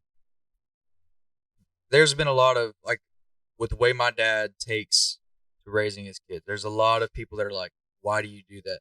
And like, that's fucked up. Yeah. And he even tells me now, he's like, man, I regret doing that, but I just hope it made you better and like made you more of like who you are today. And he doesn't realize it. And I tell him that with like how hard he was on us and how, my dad's, he's mean. Yep. He can be mean. But it's because that's how he was raised. And I get it. I understand. He's a product of his environment. And that's what I tell him. Like, hey, but with how hard he was on us, especially when it comes to sports, and he drove that into us, and that competitiveness, don't fucking quit. I don't give a fuck how bad it hurts. But he drilled that into us, and everybody's like, why the fuck are you? And everybody, I remember growing up, why are you so hard on him? He's like, I know what he can do. And all these parents that were like, no, that's messed up. That's messed up. No. But looking back, when I was younger, I used to fucking resent my dad growing up because how hard he was on me. But looking back, and that's what I tell Easton, and we've had this talk one-on-one. That's good. And I'm like, look, I said, you may feel like dad's being hard on you, but it's for a reason. I was like, you don't see it now, but when you get my age, you'll look back and you'll see it, and you'll be like, damn. And at the time, you hate that motherfucker.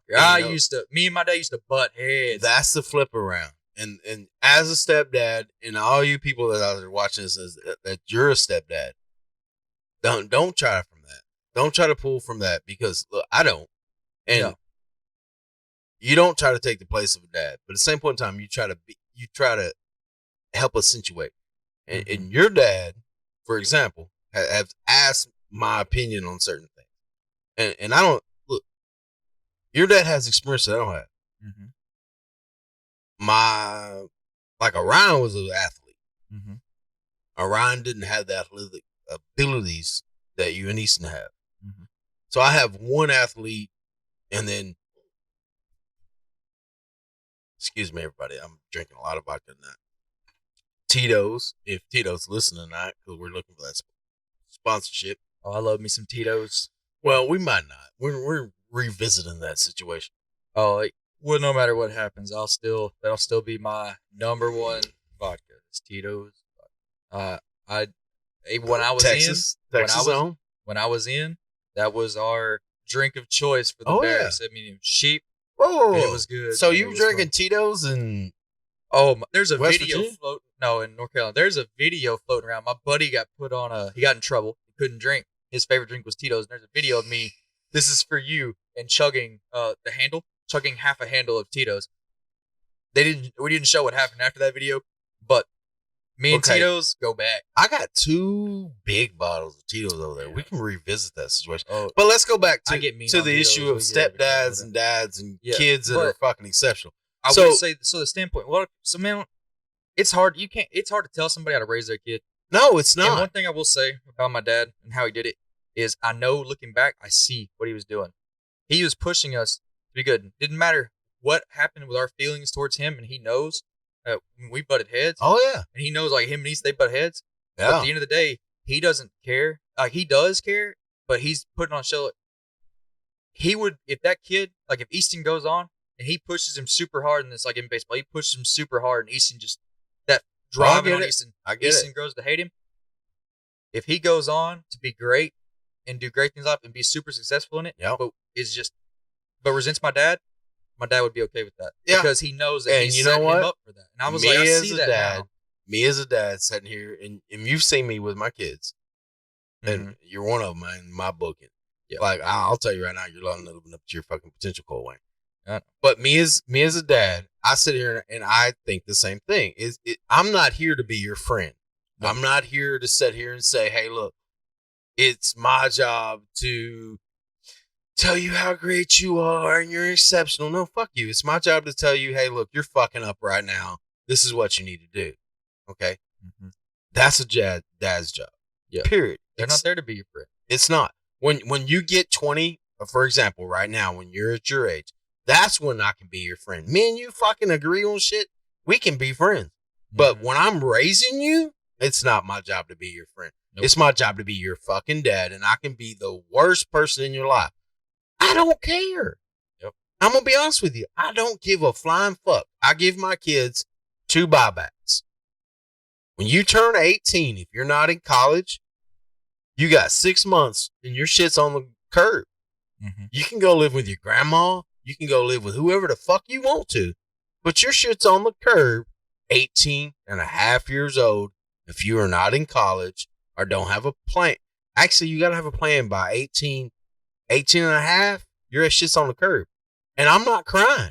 I'm sitting out there talking about who's picking you up because you're not driving my vehicle away. You better find something. Mm-hmm. You got 2 buybacks, though. You don't have them at that point. You got like 3 months. You can come back home in 3 months. But you got 2 buybacks for your life. Mm-hmm.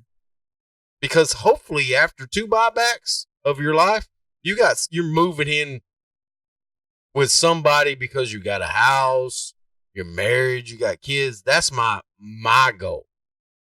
You can move into you can stay at my house any weekend. Any weekend, you, Tristan, any of my boys. Oh, I do. We go over to our podcast late. Every fucking weekend you can stay at my house. The podcast don't count. You can stay at my house. You can always have washer and dryer, dishwasher, all that shit's open. Mm-hmm. But actually living in my fucking house, you got 2 buybacks. Mm-hmm. And after that point, no, I'm a hard dad. Look, nobody out there fucking held my hand. Buyback whenever you get your property, and I build a little. That don't count. A house on the property don't count, Coy.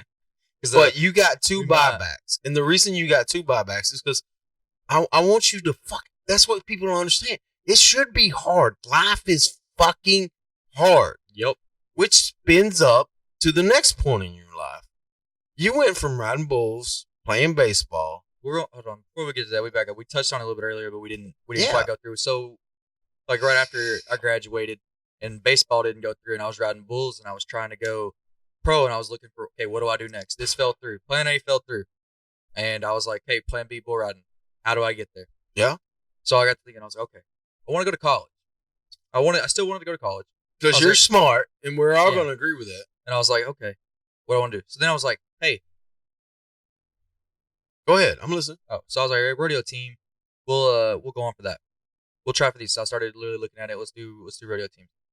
So I looked over. I think it's NTCC, Mount Pleasant. Yeah. Mount Pleasant. Got in touch with them. Through some buddies. The guy who was a rodeo guy at our hometown rodeo, he was the rodeo coach over there. He said, hey, we need bull riders. Come on. Try out.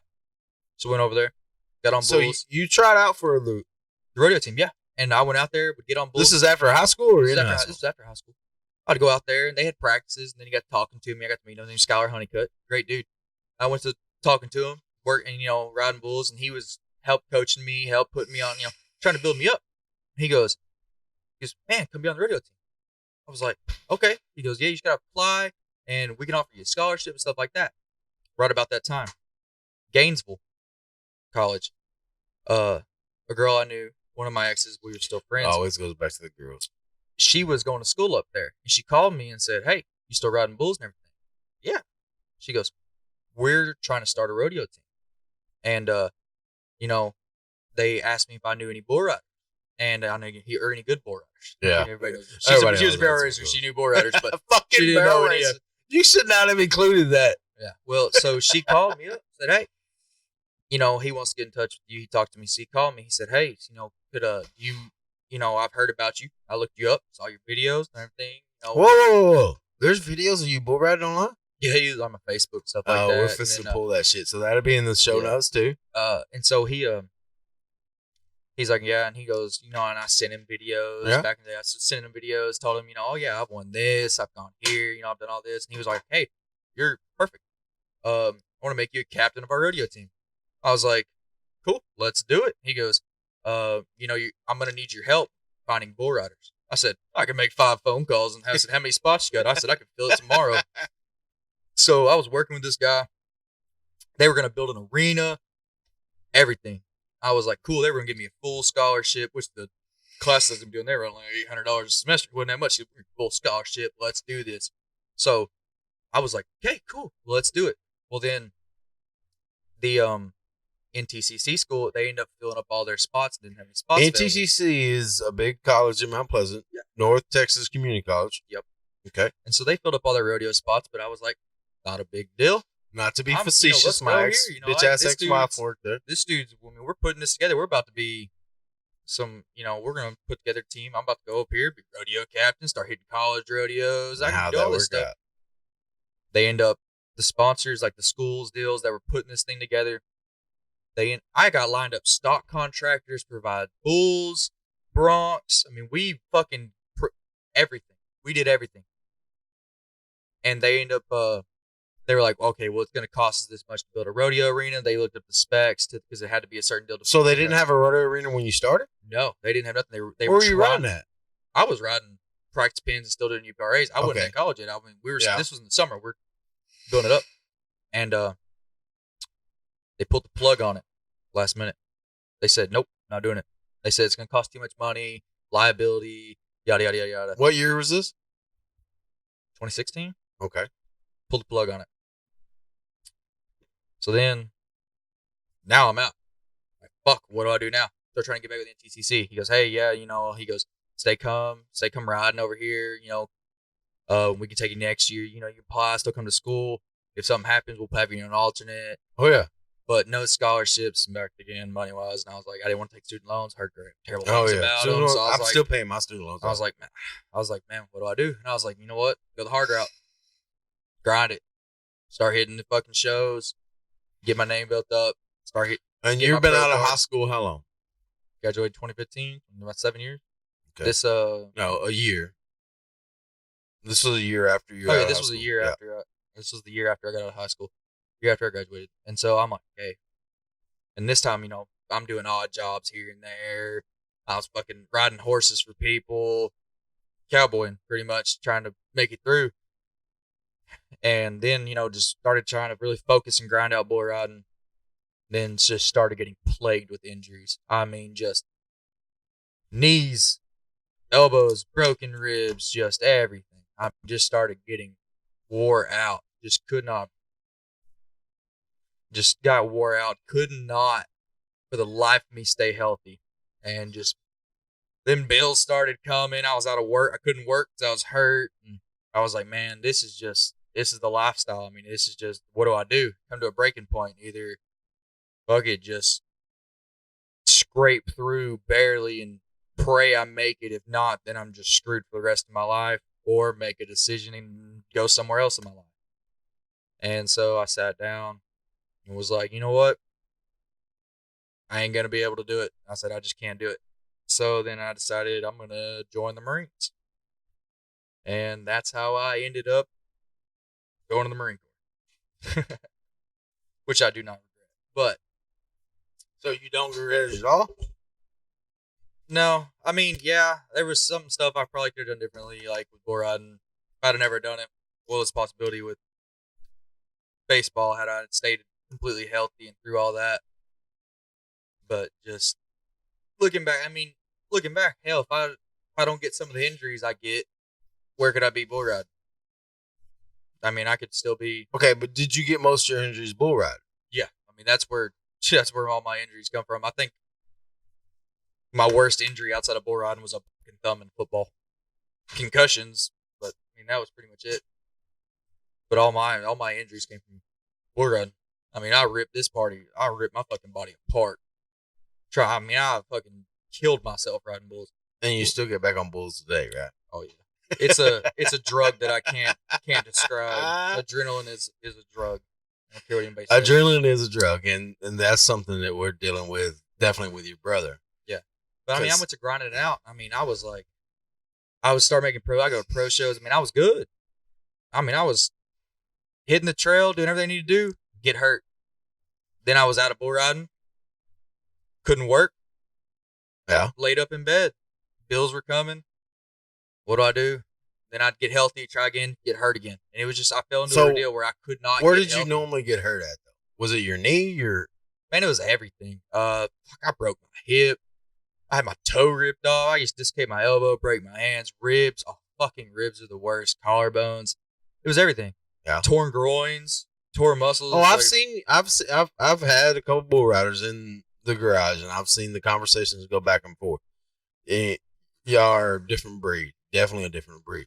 Yeah, so, finish high school. Then slumps. I mean, yeah. So then, I mean, I just went through battling bull riding, trying to get to colleges. It didn't work. Falling through. Then I just went to grinding the rodeo trail. I mean, I was just hitting rodeos, going to slumps, 3-month slump. Well, all bull riders have it, slumps, and then finally come out of a slump, start riding good, get hurt. Come back, get healthy, get and back this to was where in 2017? 2016 and 2017. Okay. Or no, it was not even in 2017. It was just 2016. This all happened in 2016. It fell out early 2016. Yeah. Like up till right after I graduated in 2015. It was all through that year into 2016. I was riding, grinding, college just fell out. Yeah. And through all that, and then. All right, so let's pause for a second. If you could back everything up, I'm not saying you would, but if you could back everything up and relive 2016 and have it go how you would plan it, what would you do? You get a scholarship where? And be what? Ideally, go baseball to TJC, PJC, or West Lane. Yeah. And graduate with what? Because the baseball career is a step. At the time, I was looking at coaching, like go and get like a coaching degree, like to be a coach, then also be a teacher. That was one of them. Or I was wanting to do some engineering degree, try to go engineer in the oil field. Yep. Something like that. I wasn't dead. I was kind of still floating around with what I wanted to do after, college. I was still trying, first year of college, trying to figure out what I want to do. Oh, yeah, everybody does. And that's what was the plan. I was okay, if I go to college, I got 2 degrees because I couldn't figure out what I wanted to do. And I was like, okay, well, I'm just going to do that. I was stuck between coaching, because my baseball coach was begging for me to come back and coach. They probably still are. Oh, that coach, man, like, he got fired and went to another school, to his original school. I believe he's still at Chisholm in Paris. Paris, Texas. Okay. Yeah. Name's Andy Spear. Greatest coach, probably the greatest baseball coach I ever had. He was a little short, chubby dude, facial hair, funny, great coach. Great coach. He was. Great coaches make a difference. Oh, yeah. He not only just a great coach, but he also implemented, like, hey, he'd tell kids, baseball isn't everything. And he was an awesome life coach, man. He was just a life coach. He didn't care. Like, hey, you might be a star, but you're a fucking dickhead. You're not going to go far with this attitude or anything. He was like trying to build up. Oh, yeah. Build up just human being. Like, he's to be a good human being. Coach English in Van, Texas. My freshman year was one of the best coaches ever in my life. And the coaches I've seen here in Van, watching these, I like the coaches. My favorite is the defensive coach for the JV team. We always I don't have know great his name. Coach. He's the black coach. I don't know his name. We always have great coaches. But, man, the way I see him defend his players, the way I've seen him defend Easton, I'm like, that coach right there is a great coach. He stands up for his players. My coach, I'd be out there about to fight somebody. My coach said pulling me out there. My coach was stepping in front of me, not to stop me, to back me up. He was backing me up from the front. He was getting up there with me. I can tell stories about Coach English, and that's the same situation, but I'm not going to tonight. So you get done with that, and then what's your next step? Depending on which degree. Well, I mean, what are you talking? what's your next step at that point? You had a decision to make in your life. Mm-hmm. You weren't making no money. Yeah, no. So You were trying to go to college. It didn't work out for you. Mm-mm. You weren't. Yeah, A year out of high school. I just started looking at my skill set. Like, what do I have? I mean, ranching, rodeo. I was like, that's my strongest skill set. I'm pushing it. Yeah. And went to pushing it. Went to going. And I mean, I was hitting everything. We was traveling. Shit, I was going all over the place. I was doing. Like, what's the furthest you went at that point? Shit, me and my buddies, we made a trip up to Chicago one time. Oh, no shit. You rodeoed in Chicago? Yeah, one of my buddies qualified for a rodeo, and they had extra spots, so he drug me and his brother up there. In Chicago? Yeah. Chicago, Illinois? Yeah. No shit. We drove straight up their road, loaded up. Well, actually, we went to a Denny's, got in a big bar fight at a Denny's. Fucking rodeo. And then we rodeoed, and we rode back down.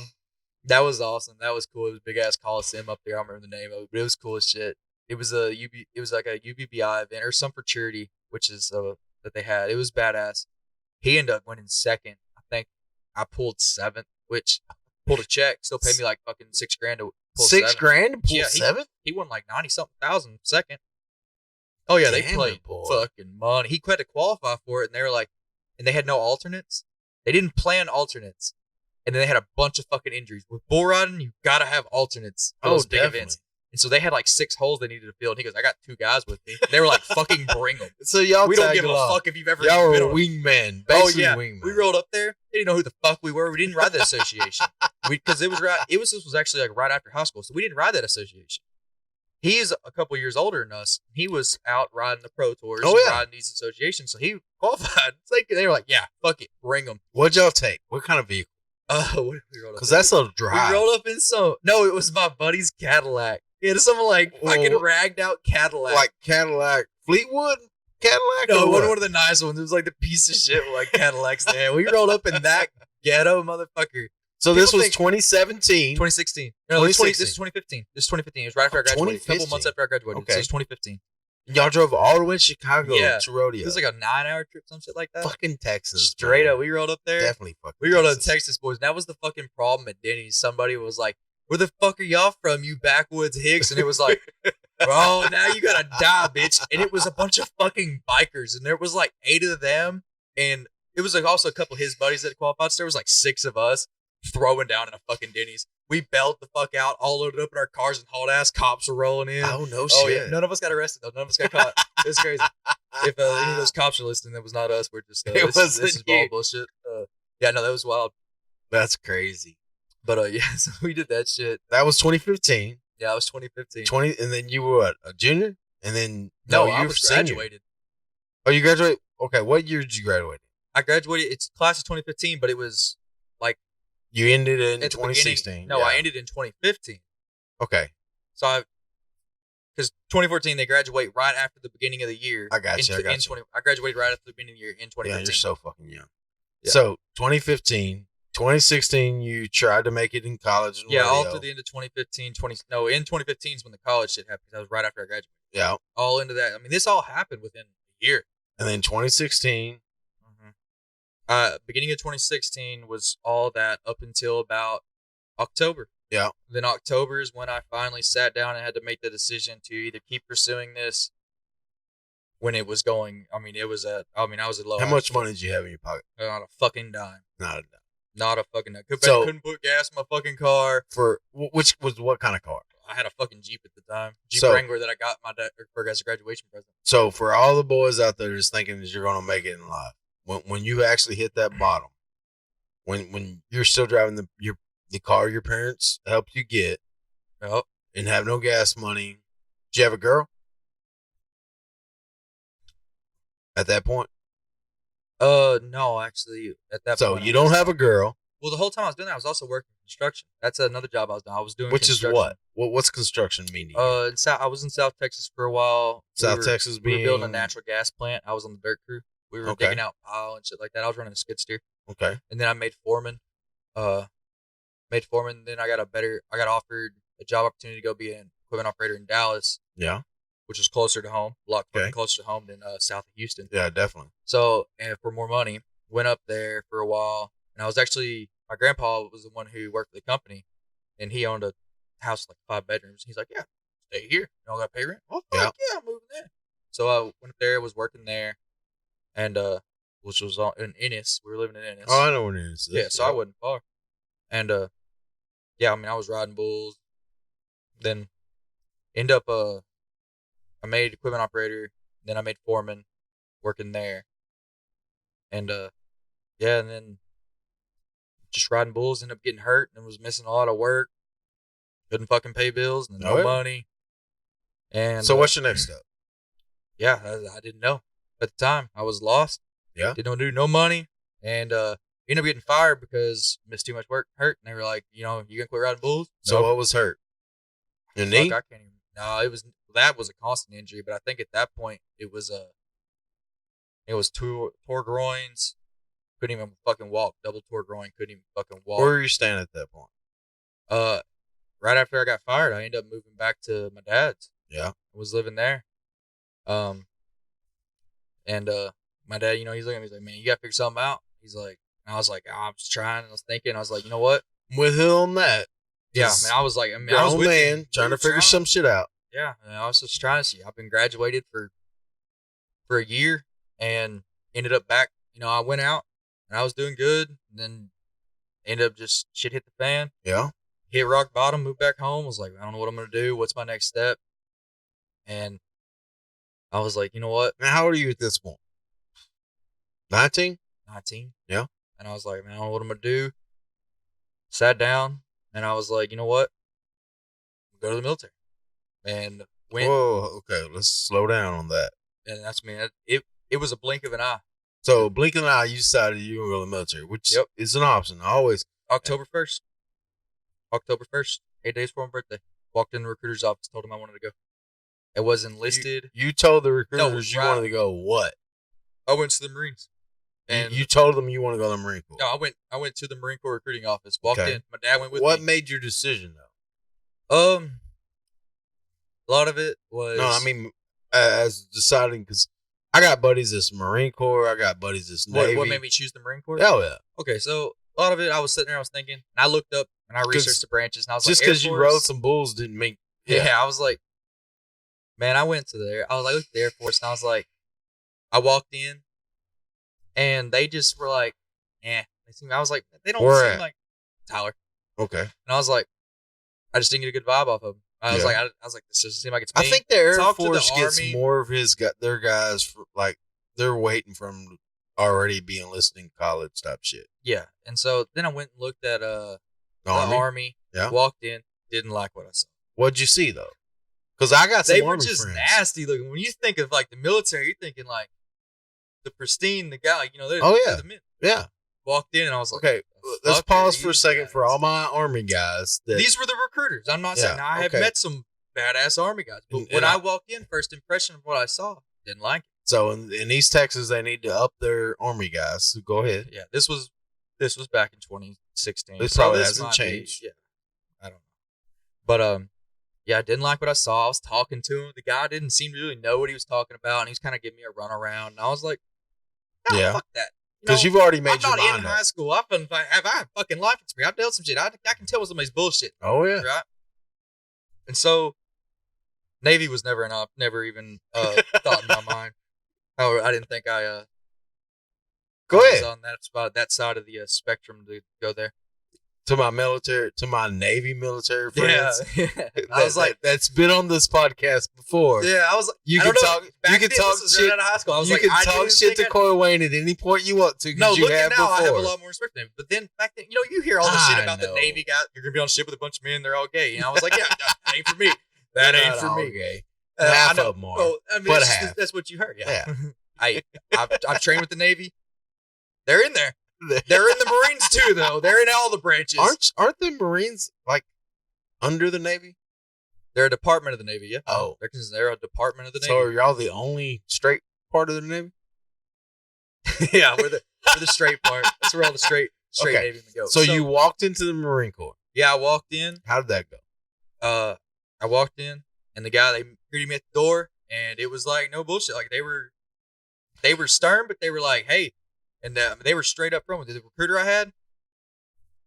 And everything I heard is, oh, they're going to lie to you. They're going to lie to you. This dude was straight up blunt honest with me. This is what it is. This is what it takes. I don't send people because he goes, you're a representation of me. I won't send you unless I think you are fucking can handle it. And he told me, this is what you're going to go through. This is what it is, day in, day out. And I was like, all these other guys, oh, yeah, it's great. You did it.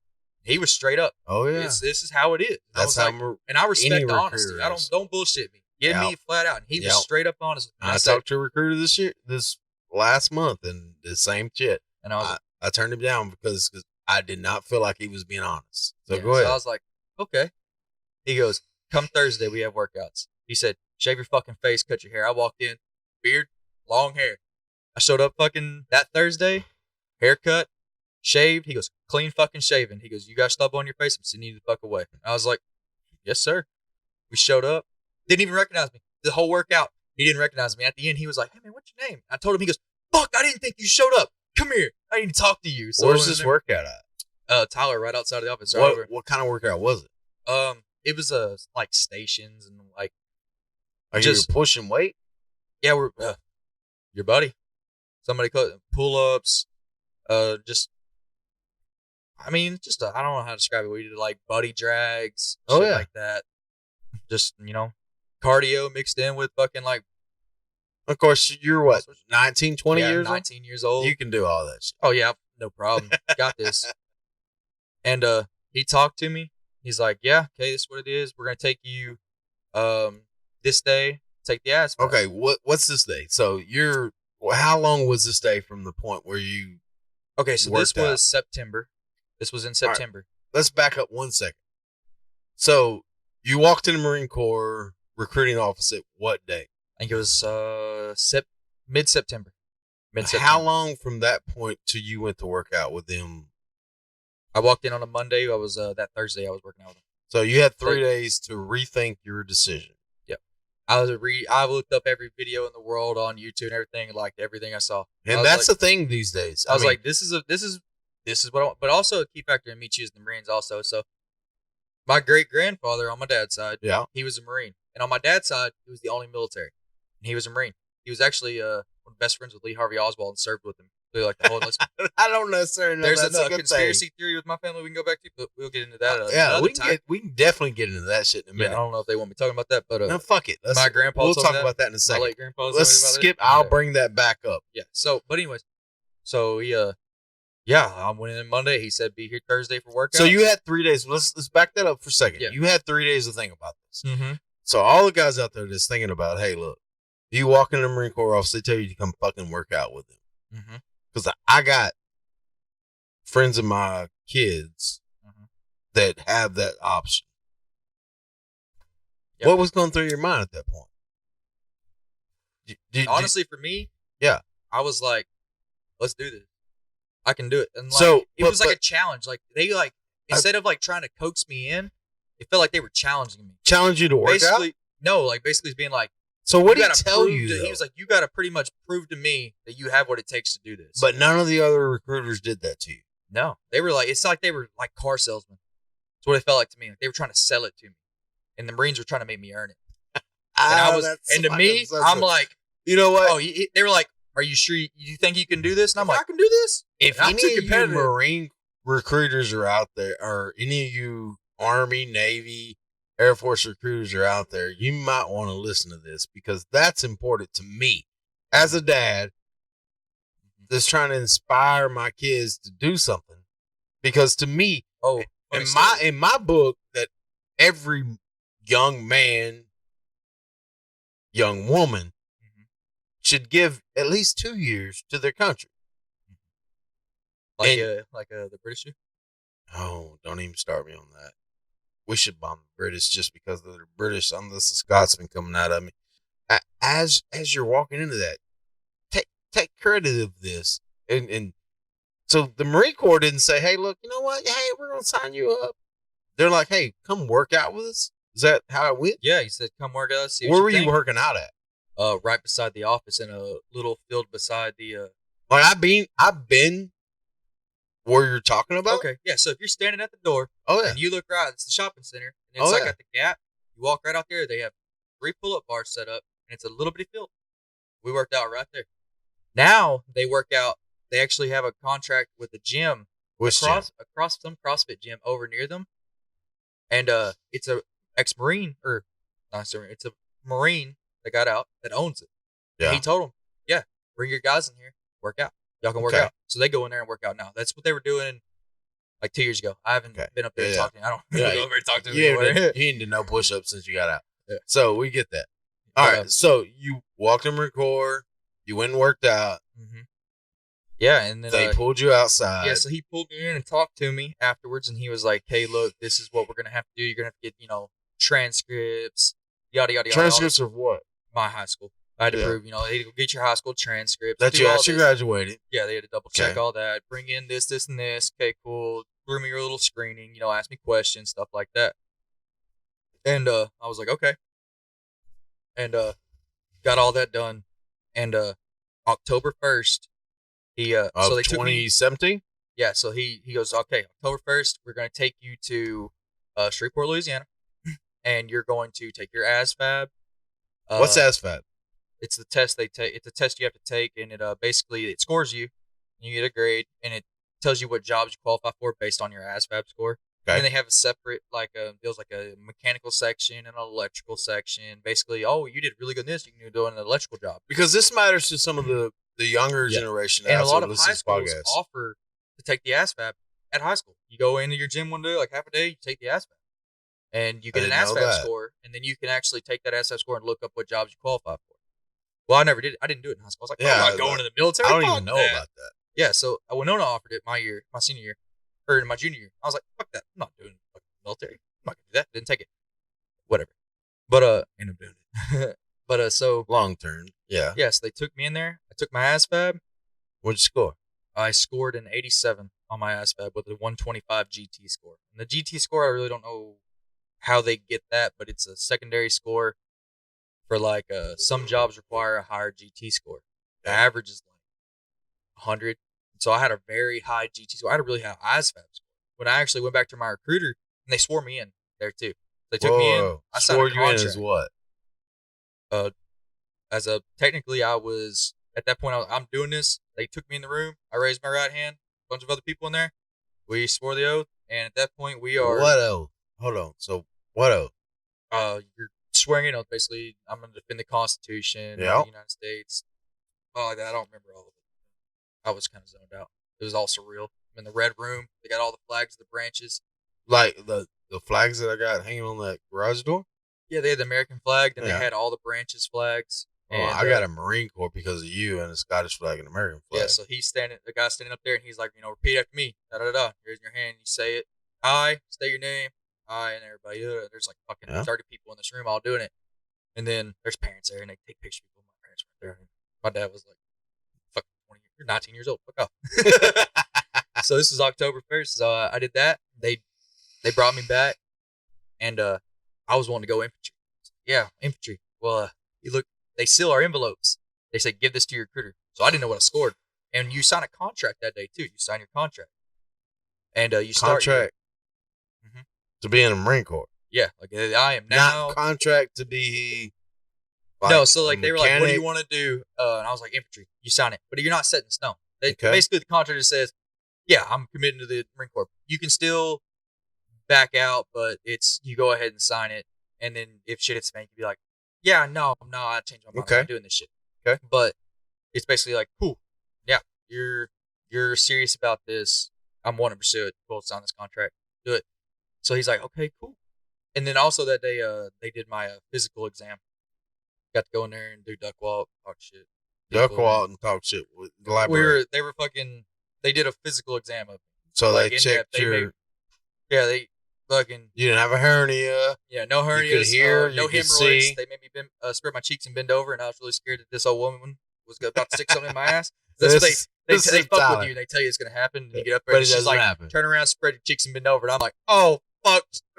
And I start over, and I'm shaking, and she goes, you're good. I was like, it's done? I was the first one out of my group, so take you back like 10 at a time. I was the first in my group. I walked out limping, holding my ass. You didn't tell nobody. Oh, I did. I walked out doing that, and everybody's looking at me like, I was like, because they all got told the same shit, and they're all like, oh, they weren't fucking with us? And I was like, and oh yeah, they all come out. And what's funny is every person after me did it too. So they knew at that point it wasn't, but they're like, Yeah. I get what he did. So Yeah. we have people. We go up there with all the people are going to different branches. So I was like, talk shit. Where are you going? Air Force? Yeah, I was a pussy once. Didn't like it.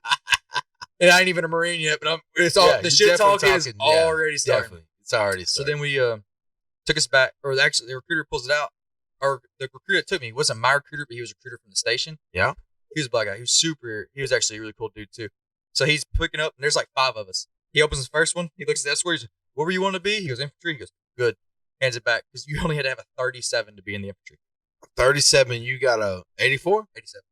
87. He's like, okay. He gets to me. What'd you want to be? Infantry. He opens it up and he goes, infantry? I was like, yeah. He goes, you need to reconsider that. I was like, really? He goes, he goes, with that score right there, he goes, you can do any job in the Marine Corps you want. He goes, you get to take your pick. So I was like, pick? I picked military police. It was actually at that point. So like you pick 3 jobs. Whoa, back up.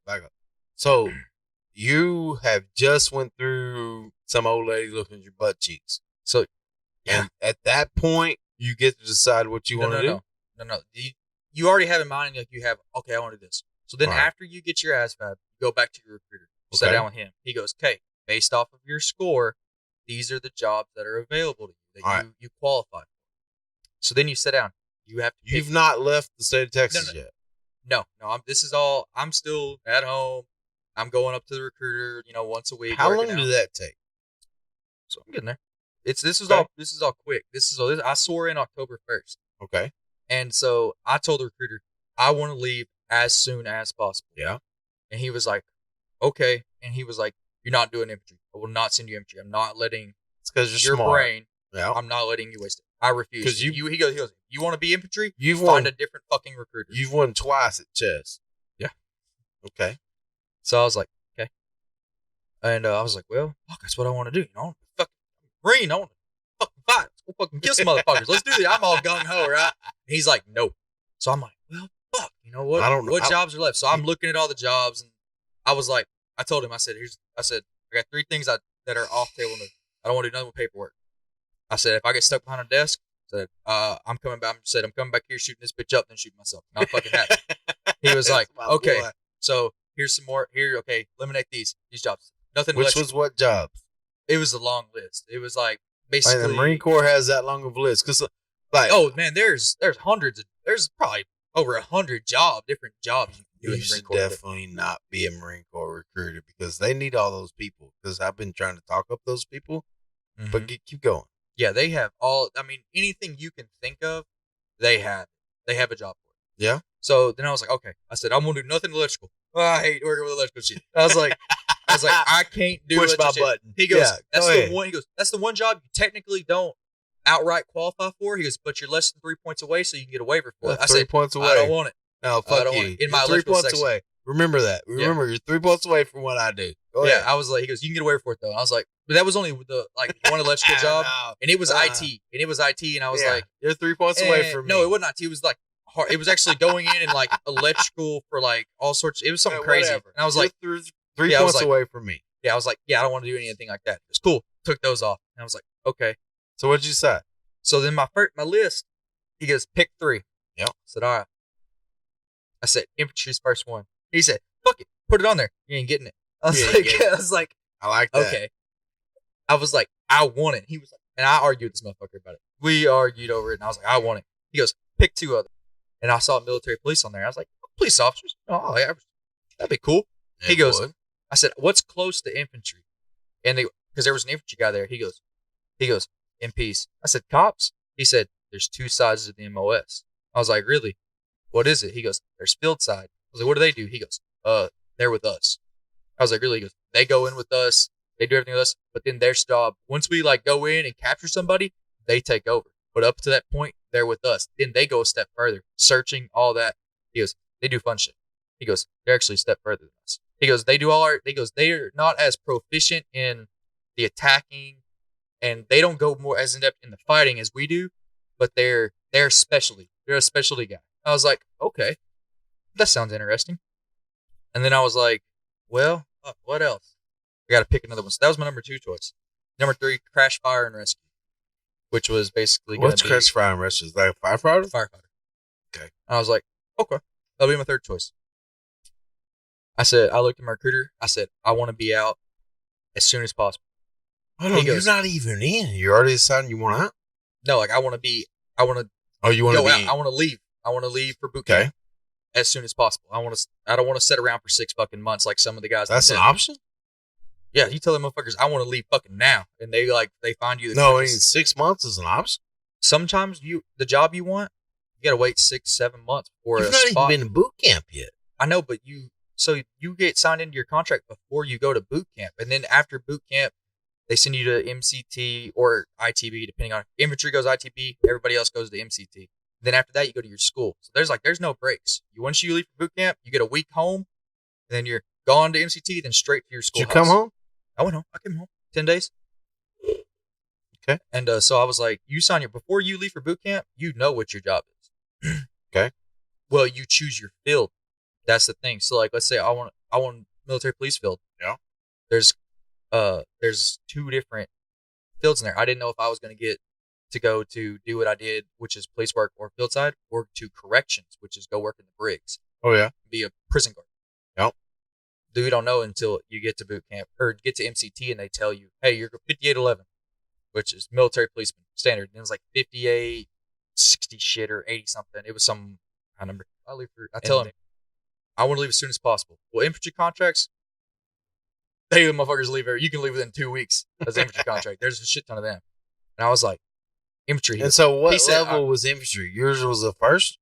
Yeah, that was my number 1. And then military police was number 2. And so I was actually scheduled to leave after the first of the year. So this was October. I swore in October 1st, and he was telling me I was going to leave. Actually, I think it was like end of December. Okay. No. It was after the first year. I was going to leave sometime in January for infantry. He calls me up. Do you remember his name? I think it was Staff Sergeant Ashley. So he was a staff sergeant in Tyler. Yeah, he was a staff sergeant in the Marine Corps. He got stationed here to be a recruiter. Okay. Because they get preferences, but they don't always get it. Yeah. I mean, he was a super cool guy. He ended up getting medically discharged for a shoulder injury that they did surgery on, and it ended up being more damage than they could fix, and he wasn't able to perform his duties anymore as a Marine, so they medically retired him. Okay. We'll come back to that, because I definitely want to come back to that. But so he calls me up. He said, how would you like to leave December 4th, or no, December 12th on a military police contract? All right, so you walked in the Marine Corps recruiter agency on October. No, I lied. This was I got my time in October is when I started depping in. I started going up there, and I depped in November 1st. I swore in on November 1st. Swore in on November 1st, and at what date did you? Yeah, so he calls me, and so their protocol is you have to be in the DEP, which is swore in and doing workouts with them. Once you swear in, you better be at the fucking workout, or he's gonna come punch you the fuck down.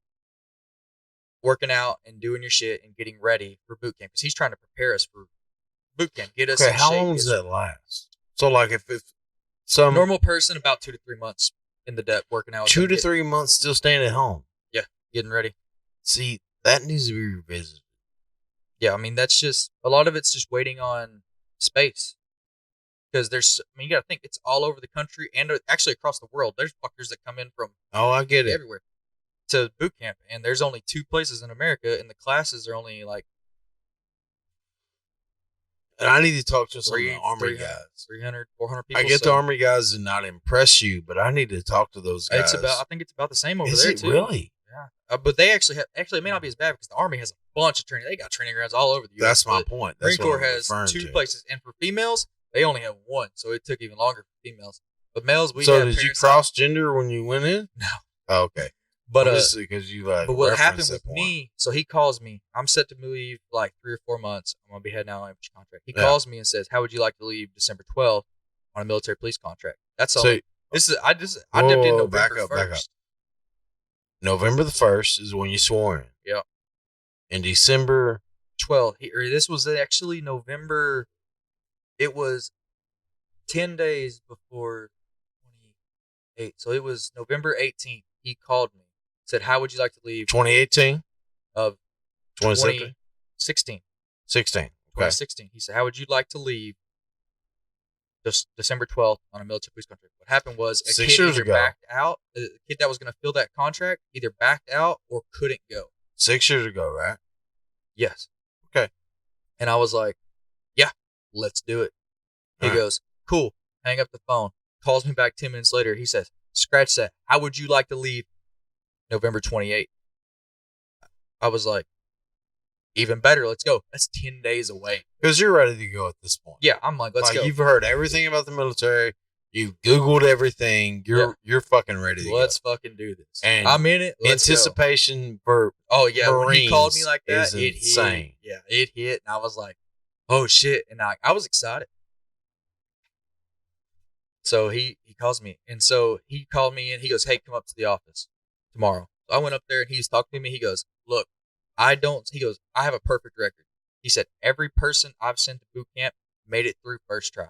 He said, Every person he said. And this guy's name is what? I think it was Staff Sergeant Ashley. I think it was Staff Sergeant Ashley. Because you got to give people credit. Yeah, no, I do. I want to say it was Staff Sergeant Ashley. I'm like 95% sure that's what his name was. Okay. And I used to have his business card in my wallet. No, I lost that old wallet. Because, I mean, there's a lot of East Texas people. I could go back and look at my damn paperwork and find his name. It's all over my paperwork. Okay. So he what happened was a kid that was going to fill that contract because through the Dallas region, because that's the region we fell under. So he's under the whole East Texas, North Texas. Yeah, so he's but he's out of where? He's out of Tyler? Yeah, he's working in Tyler. Okay. And so, but he falls under, so that's an RSS, which is a branch of a branch. Like it's a small, so it's you have your main station, then you have your outliers. The little, so it's obviously the Marine Corps, like at Quantico or whatever is the main one. Then you have Quantico? That's where the Marine Corps station is? I think it's wherever the main recruiting office is. That's the CIA, son. Well, there's basically, everybody's a Pentagon. That's Pentagon. Better. But so then you have your big areas, like your big stations and like the big cities. Dallas has one, and then I think the next one is Houston. It's the two ones. So he's out of Dallas or he's out of East Texas? He falls under Tyler, which is, and then so it breaks down the main one, then it goes to the big ones in the area, which is Dallas was our for all of fucking our area of Texas. And then it has like small towns like Tyler, Athens, Mount Pleasant has one, like Paris, where the little stations are. That's where you go and talk to people. If you're in the Dallas area, you go to the big one and talk to them because that's your closest one. Yeah. So he's like, okay, cool. So somebody that falls under the Dallas station backed out of the contract, couldn't make it. Something happened. So it opened up. It opened up, and he goes, so they got to fill that spot. So they start looking. Okay, who else is wanting to go? Yeah. Boom, is he ready? And so they called, and he's looking at the contracts. It pops up, and he was like, "Hey, need this." And it's a really, really short notice. They were like, "Fuck, we gotta find somebody." So he was like, "Look, I won't send anybody to boot camp that's been depped in for less than 30 days." He goes, "Because I want to train them and get them ready because I have a perfect record." Okay, he goes, pause real quick. So this recruiter's training you getting ready for the Marine Corps because I've talked to multiple guys that went to different branches, and I've not heard of any of them talking about the recruiter training them for shit. Yeah, he was like, if you're not physically ready, mentally ready, he goes, I won't send you. He goes, so for all the kids out there that's thinking, hey, look, I walk up and I talk to a recruiter, and this is an actual thing that I've talked to people about. Mm-hmm. Those recruiters are ready to sign off on some shit and send them somewhere. Yep. That's not what happened to you. No. I had that, even talking to my buddies while I was in, nobody else had that experience. I got lucky. Is that Marine Corps or is that just all the branches? I think it was just him. He didn't like the bullshit people. All right, let's pause for a second and give this guy some credit. What's his name that you remember? Staff Sergeant Ashley. I'm thinking that was it. So Staff Sergeant Ashley prepared you for boot camp. And his personal policy is he wouldn't let somebody go that he hadn't been working with for he said bare minimum 30 days. So he worked your ass out for 30 days. No, I never made it 30 days. He sent me before the 30 days. He called me in and he sat me down. Marines. He said, look, I know, he goes, after working with you, after talking to you, I'm confident you can make it. All right, so let's pause. Let's pause real quick. Let's think about this. Mm-hmm. How many other people do you know that he was working out with? I think under him, because let's not give you the big head. No, you definitely have under the big him, head. we think we had like 15 of us. Why did he choose you? One, it was my contract, and two, I was older. Here's what he told me. He goes, "You got more of a head on your shoulder. You're a little older than these kids.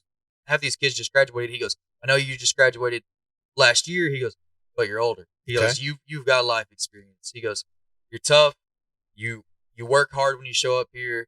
He goes, "You're serious." Which is show up here as in a workout. So like he's actually so in the Marine Corps working out makes a difference. You got to be physically fit. Yeah, because boot camp is rigorous. I mean, it's tough. And I'm not trying to pull anything from the Marine Corps because I know you're the smartest out of all my boys, most likely. Mm-hmm. Ian and Wyatt and Gavin might make a difference. Because like we're still like they'll probably beat you in chess before it's done with. Yeah. Oh yeah. And but I hope they do. Out of those three, you are the smartest at this point. Because look, you don't see any other flags in my garage, any other branches. You're the only branches in my garage. But as we look at that, we try to think, okay, so this guy's looking at physical fitness, or is he looking at what you had to bring to the table? Well, for my job and stuff, he was less worried about that because they're going to teach me. So he was more worried about, he was more focused on get me through boot camp, get me prepared to handle that. Because you were in sports and bull riding and everything else until you walked in the door. Yeah, then I quit for everything. Because I mean, you got to plan out at least the next 2 to 4 years of your life. You're going in the Marine Corps. I don't want to. I was like, because you've already sworn an oath to that flag over there. Yeah, if I got hurt at that point, they actually could have got me. I could have got in trouble. Were you still bull riding? No, I quit. Okay. Were you doing anything? What were you doing at that point? Anything? Working, doing odd jobs. What kind of odd jobs? Anything and everything. Ranch work. Okay, yeah. So I mean, he was trying to like prepare me for what it was about to come. The shit show that was about to come. He sat me down and looked me in the eye. He said, "Look, you're going to this company in boot camp." Which is what? He goes, "You're going to India company." Which was where? Where was that at? It's in San Diego. Okay. He goes, "They have a reputation." I was like, "Okay." He goes, 3rd Battalion, out of all of them, he said, "They're rough." He said, "They're a little more old school still. They haven't, they got older drill instructors. They're a little more old school." Okay. He goes, "So it's going to be rough. You're going to see, you're going to get put through this was in Tyler, like right outside of Chile." Yeah. He was telling me, he's like, "Look, it's what you're going into." He goes, "I wouldn't send you if I didn't think you was ready." He goes, "And you can ask anybody." He said, "Any recruiter in his office," he goes, "I won't send you. I think you're ready. I think you're ready." Yeah. He goes, I was like, "Okay. I can do this." He goes, "You're leaving in 10 days. Get ready." Cool. So what'd you do at that point? Man, I went home. It was just pretty much, since I knew it was like the last 10 days from gone for 3 months, no contact other than letters. So at that point, I went and saw my mom, saw Sarah. Yeah. Said my goodbyes. And then my dad went and seen everybody. "Hey, I'm leaving, da da da da." And November 27th.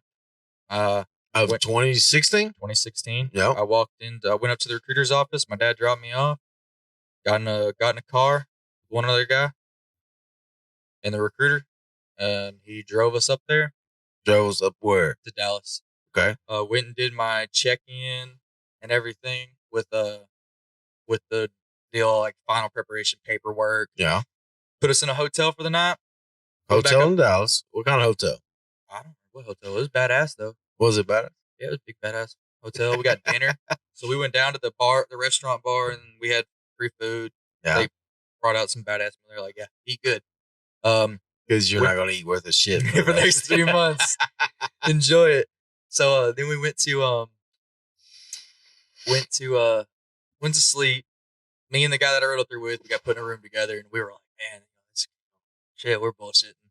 No phones. We have no phones. We left it with our parents. You left your whole phone. Like you didn't take it with you. You turned it off. Turn it off. They told us don't take it.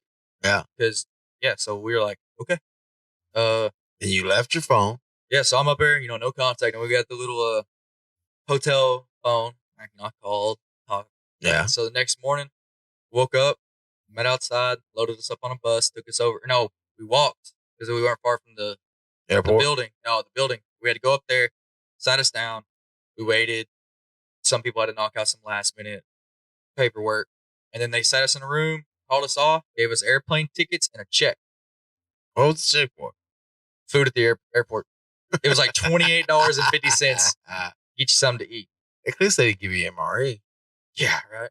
We went to Chili's. We went to Chili's. I got a steak. I ate a steak before I left, which you could take cash too. We had, some take cash on us. I know both your parents at that point. So yeah, I'm sure you did. And so we ate and then went to our plane, got on. First time ever flying. I've never been on a plane before this. Never been on a plane before this? I was never on a plane. Okay. And it got sketchy too. We loaded on a plane. Sketchy how? As we were flying in, there was a storm. Flying into California. Yeah, we were about to land, and they were pilots telling us, "Hey, conditions are too bad at this airport. We're going to swing up." Which was what airport? Because it's fucking California. San Diego. Yeah, it probably had rides. Well, no, it was the weather. It was bad. Playing. We had turbulence and shit. I was like, it was fine all the way up till we got over there. I was like, what? I flew through California. Yeah, I know. And so he was, they're like, we're going to swing up north and we're going to land at this airfield.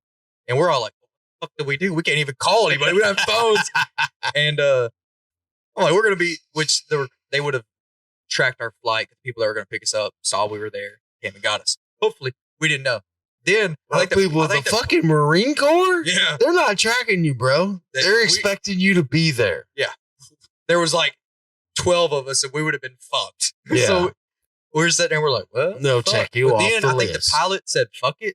And so I'm looking out the window. I got a window. How many people was on this flight? Full flight. I don't know. Of regular people or just Marines? There's Marines and regular people. Oh yeah. So they're paying just to the regular people. Yeah. Oh, the lady next to me on the flight, she's talking to me. Oh, where are you going? I was like, oh, I'm going to boot camp and stuff. She said, oh, really? I was like, yeah. She goes, cool. Bought me a sandwich on the plane. How old is this lady? I don't know. She was like 50-something. She was trying to set me up with her daughter the whole time. It was kind of weird. Yeah. I was like, I'm sure your girlfriend right now would appreciate that she didn't succeed. Yeah. So I was like, okay, and so I'm looking out the window, right? And you can't see shit. Going into California? Right? Yeah. Going into San Diego. Oh. And he's like, we're going to make another pass and try and see if we can do it. I'm looking out the window and all of a sudden the clouds disappear and we're about 10 foot from the ground and he rips the plane up. Oh, no, I was like, oh, fuck. I'm like, and everybody's like, what? And I'm like, I don't want to know. And then next thing I know, we're touching the ground. And everybody clapping, woo! And I'm over here like, I'm looking out the window. We almost fucking died. So nobody else is looking out the window? No, they all had it closed. This was at night too. And I was like, this is some fucking bullshit. I ain't never get on a plane again. So we get off the plane and we go to the, what the fuck do they call it? I've lost it, but they have a center in a lot of big airports. They have a Long Beach? No, in the airport, they have it. And it's for military personnel. When they're at the airport, they can go into this deal and they have food and chairs, computers. It's a separate spot for military. Only military get military and their family. And you can go in there and relax and stuff. So I don't know any military guys that relax. So we go in there and we're hanging out. And then out of nowhere, we actually just sat there till for like 6 hours. We were there for like 6 hours. We were all sitting there and they were cooking, they're grilling out in here. And I'm like, fuck, this is at the airport? Yeah, they had an outside area. And so we're in there and they're giving us food and drink. They got Xboxes. Oh, they're giving you drinks? I'm talking about like sodas and shit. This is before you're actually a Marine. Yeah, this is before they picked us up on the bus. And the next thing you know, because you can't like 3 drill instructors run in and start yelling for everybody to line up. And we're like, oh, fuck, we get lined up. And they start loading us onto buses and drive us like a mile away. On San Diego, yeah, the airport, there's a fence. It's like airport, like runways, boot camp. The training area we literally on the training area, you would feel the wind, like watch the plane come in, look like it's going to land on you. Lands 40 yards to your right, and the wind would like almost knock you over. Oh, no shit. Yeah. We got in trouble for watching. If you got caught staring at planes, you get fucked up. And then the whole bus ride. But most of you Marines like stare at planes. Oh, yeah. Yeah. San Diego guys, you'll catch a mouth open. Yeah, that's a fucking Marine with a crown in his mouth. That's from boot camp. Yeah.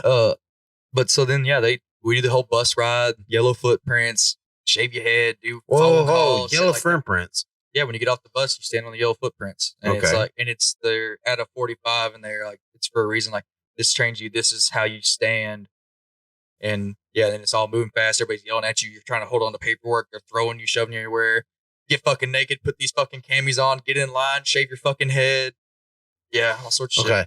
So if y'all can't see, Cole Wayne does not have a shaved head or shaved face right now. No. We're trying to get him to shave, like, at least clean his beard up. But he's been out of the Marine Corps a year. And I don't think he's seen a razor in that complete amount of time. One time. Yeah. I said when I got out, I wasn't cutting or shaving my head. Okay. Cutting my hair. Well, to let you know, for Yule, I tried to get you set something up with a barber, and he does not do gift cards or anything. So, yeah, I tried. But, so, you walked through, they met you, they took you to boot camp. Yep. And then we go through, do all the shit. You can look it up on YouTube and watch the videos, and it does like getting to boot camp, and it shows all the steps. Yeah. And so then they take you to a squad bay, and they put you in there with all these guys, and they teach you how to make a rack, how to do this, how to do that, how to do everything, like all the basics. They're teaching you. They have a drill instructor, and he's teaching you, and it's kind of relaxed. They're kind of chill. Relax? Yeah, they're not like a whole lot of yelling and screaming. Not everybody's in your face yet. So you're like, okay. But they don't let you sleep for the first 24 hours you're there. You're up. They keep you up. You don't sleep for 24 hours. They sleep deprive you. It's over 24 hours, actually, because off the plane, depending. And then from the point you get there, you don't sleep because you get there at night. Yeah. All through the night, all the next day, you're up. And they're doing what? Random shit. Learning how to make a bed. Making sure you have all the basics you have. Teaching you how to do all this and that. Like the little tedious shit. Yeah. And it's kind of relaxed. Okay. And they're like, okay, y'all do that. Work on that for a little bit. They come back. Okay, everybody come sit up here, and he talks to you, explains some stuff to you. Yeah. Is this a gunny sergeant or like? This was I think Mars was a sergeant that he had in there, and he was and it's just one drill instructor. He's up there. Okay, everybody go shower. Okay, and it's like fucking conveyor belt, and they turn all the shower heads on, and you just walk under them. You're trying to wash off, but you can't stop walking, so you barely get washed and all this shit. So you're going through, and he teaches you basically how to use all the stuff that they give you in the beginning and how to set stuff up. And you're in that squad bay for like 2 or 3 days. It's pretty much like holding. They're just like till your squad bay and drill ship's ready, and then they take you up there. Yeah. It's called Black Friday. Okay. And they put you you go in there, they separate you to your platoons. And you go to your squad bay. What platoon were you? I was 3203. 3203. India Company. And so then you meet your drill instructors. They're screaming, running around, fucking at you. You get in there and they sit down. And then your senior drill instructor walks out. He's the head guy. Ours was a gunny. Yeah. Gunny Wiggins. About 6'7", black dude, yoked as fuck. Terrifying. Deep ass voice. He was terrifying. I saw the rest of the seniors and I'm like, what the fuck? And all the rest of our guys, little short sawed off Hispanics. Terrifying as well. We had one guy, he was MARSOC, which is Marine Corps Special Forces. Yeah. And he was telling us stories, and I was like, this motherfucker, he's nuts. You gotta watch him. Turns out half of our drill instructors were under investigation for beating the fuck out of recruits. And you were that recruit. No. I got hit a couple times. Yeah. I got folded a couple times. They were rough, but they were good. Yeah. I loved every one of my drill instructors. Because Marine Corps is known for making soldiers. Making Marines. Soldiers are. Okay, let me rephrase that. I appreciate that. They're known for making Marines. Yes. That's ready to go take care of business. Mm-hmm. Well, MCT teaches you how to do, but they taught us that. Yeah, their goal with affairs. We're fucking war fighters. Yeah, that's what it is. And this Marine, is 2017, 2016. 2016. I graduated February 24th, something like that. Oh yeah, I got pictures of mom. Yeah. So this was November. This was like December 1st. Because your mom drove all the way to fucking California for you for that. Mm-hmm. Okay. So you went through that. Yep. And then what happened? After boot camp? or after that Black Friday and stuff. Yeah. Oh, it just turned into hell then. Yeah, I mean, it was getting fucked up every day. Yeah. You get to eat? Yeah. Or 3 meals a day. What time was breakfast? I think we were eating about 7. Okay. They gave us 8 hours of sleep every night. Like that was the thing. Like they 8 hours of sleep. They were mandated to give us 8 hours of sleep. Mothers of America was up their ass. They were actually walking around. Whoa. The Mothers of America. Yes, they were a fucking nightmare. They'd walk around and they saw a recruit getting mistreated. Oh, it was hell. The congressmen involved. They were. You'd see a bunch of women walking around. You're like, what the fuck are they doing here? They're like, this Mothers of America. The recruiter, the girls would just be real nice when they're walking by. And as soon as they left, it was like, smack the fuck out of you. It was, yeah. But Mothers of America saved your ass. Yeah, no, not really. They'd show up like one day a month and they knew when they were coming. So then they just kind of kept us away. Oh, okay. Yeah, they kind of just walked around and looked. So you had 3 meals a day, 8 hours of sleep. You got about 5 minutes to eat if you were lucky. Okay, what Start was that the shit. meals? I don't even remember. I didn't even taste it. You got like bread. You could grab like peanut butter packets. There was fruit. There was a fruit and salad bar. So as you're going down the line, you're just scooping the shit you wanted. Yeah. Then you got up there and eat, and it was like chicken or fish. Okay. There was a dessert bar. How hard was the workouts? Because that's what. And the workouts, like. So the thing is, you got to be in shape. But if you can't do it, so the thing they look for, struggling is acceptable. Failing is acceptable. Yeah. Crying is acceptable. Bleeding is acceptable. If you can do it, but all you can do is crawl, do it. The only thing that was not accepted was quitting. Yeah. As long as you didn't quit and you kept trying, you're okay. It's all about speed. In boot camp, it's all about being fast and loud. Whatever they say, don't even fucking think about it. Scream and run and do whatever the fuck they say. If you do everything at 100 miles an hour, like as soon as they say it, I mean be moving. You won't get fucked up that much. But if you hesitate, they're going to fuck you up. The reason why is because in battle, if you hesitate, you die. That's true. They teach you biggest thing they teach you in boot camp that they're instilling in you is instant and willingness to obedience of orders.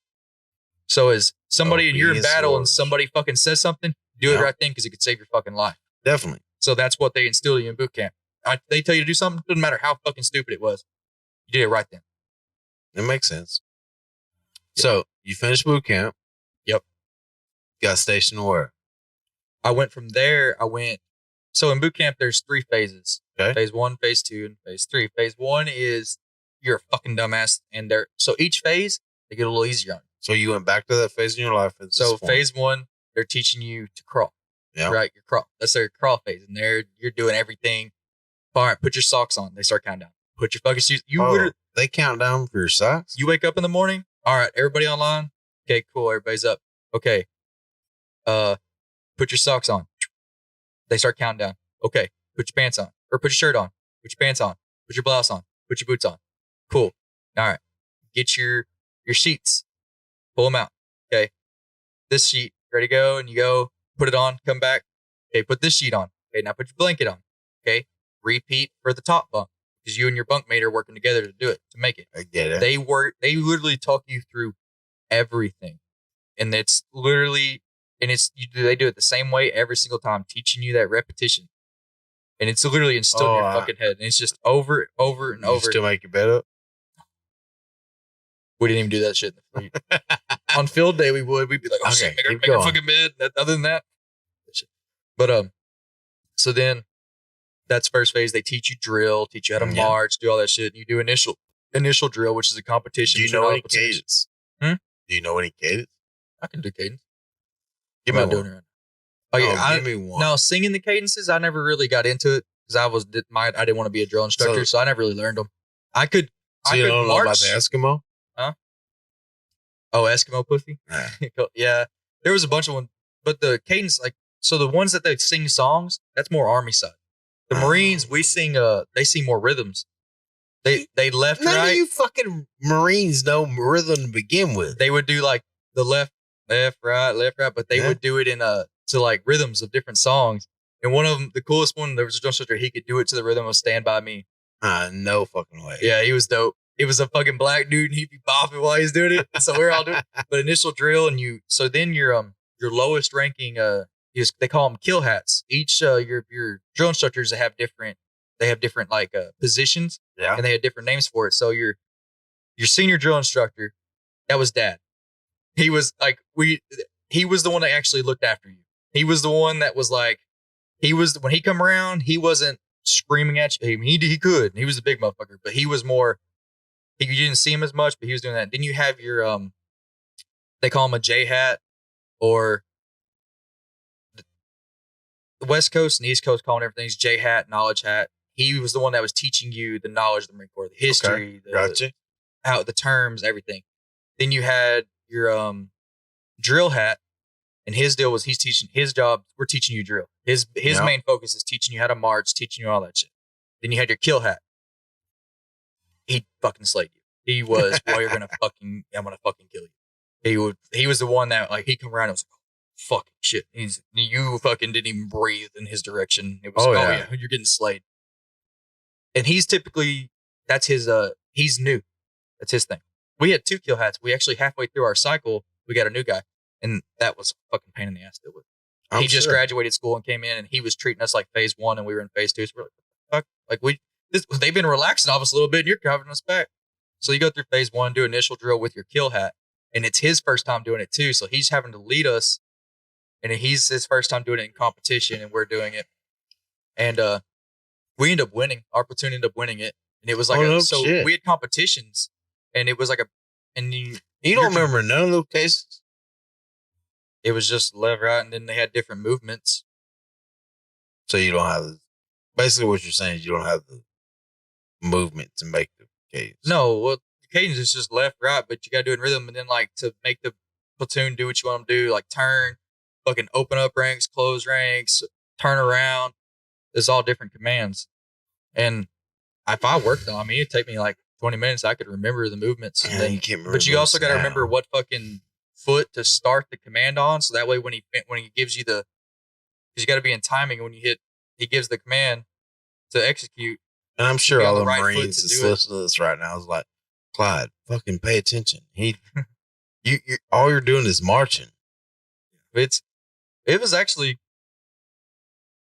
Marching's weird. Like it actually is harder than you think. But then we did that, and then that was phase 1. Mainly was just drill, and then going to classes. Like a lot of our day consisted of going to class, sitting in a fucking classroom and PowerPoints teaching.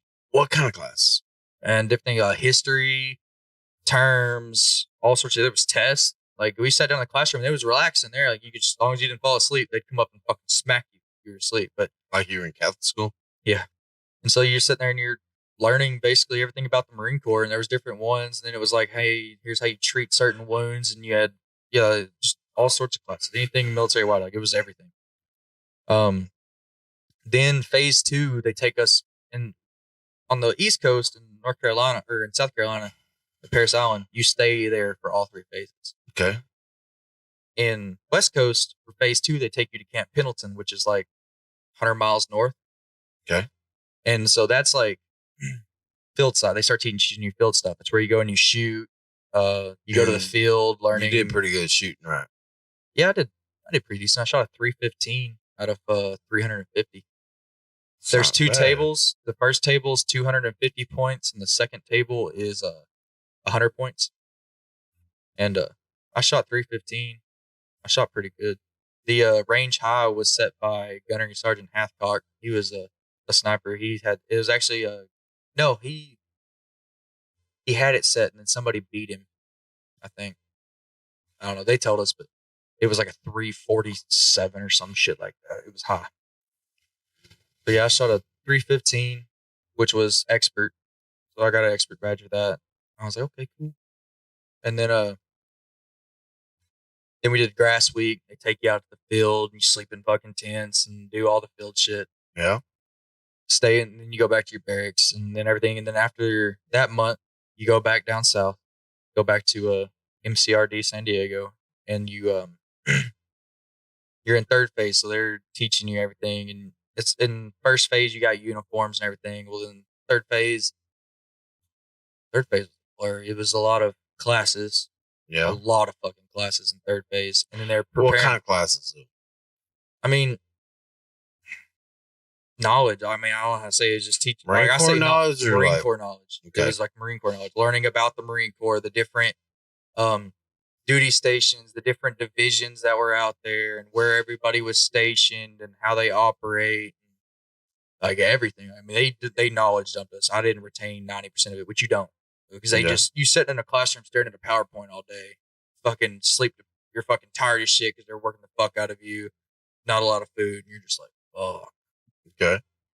Then so then you're there for a couple weeks. Phase 3, you do more drill, and they do final drill, which is competition. They name you honor platoon. You go in and take your photo, which is the one you got hanging up in there with it. Oh yeah.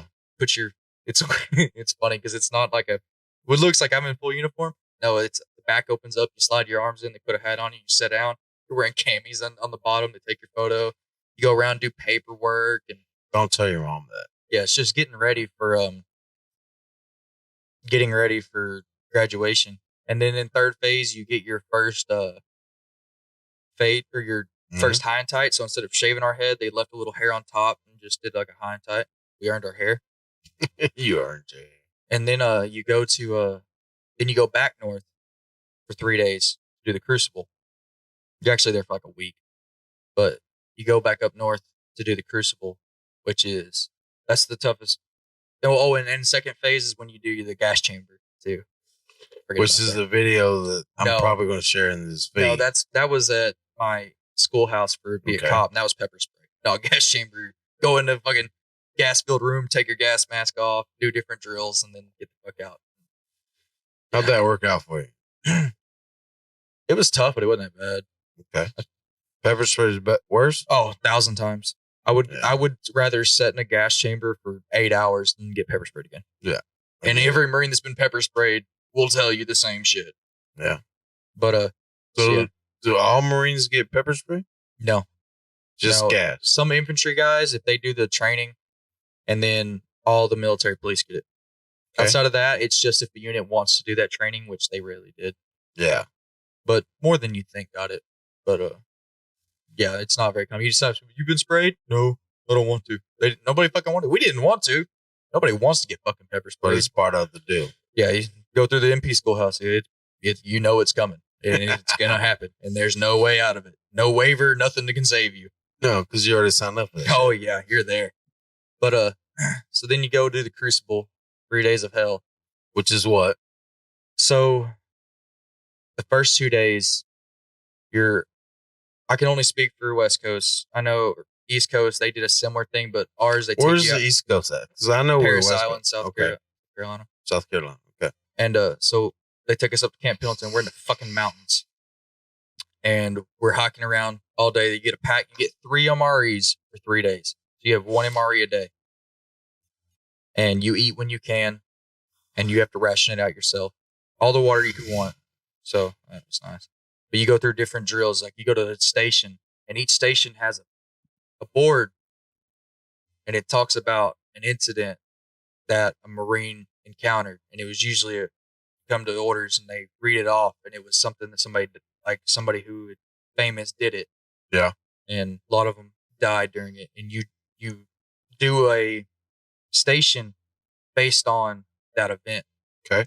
And it puts you in the shoes of what great Marines before you went through.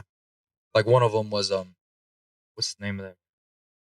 I don't remember the name. I can't remember.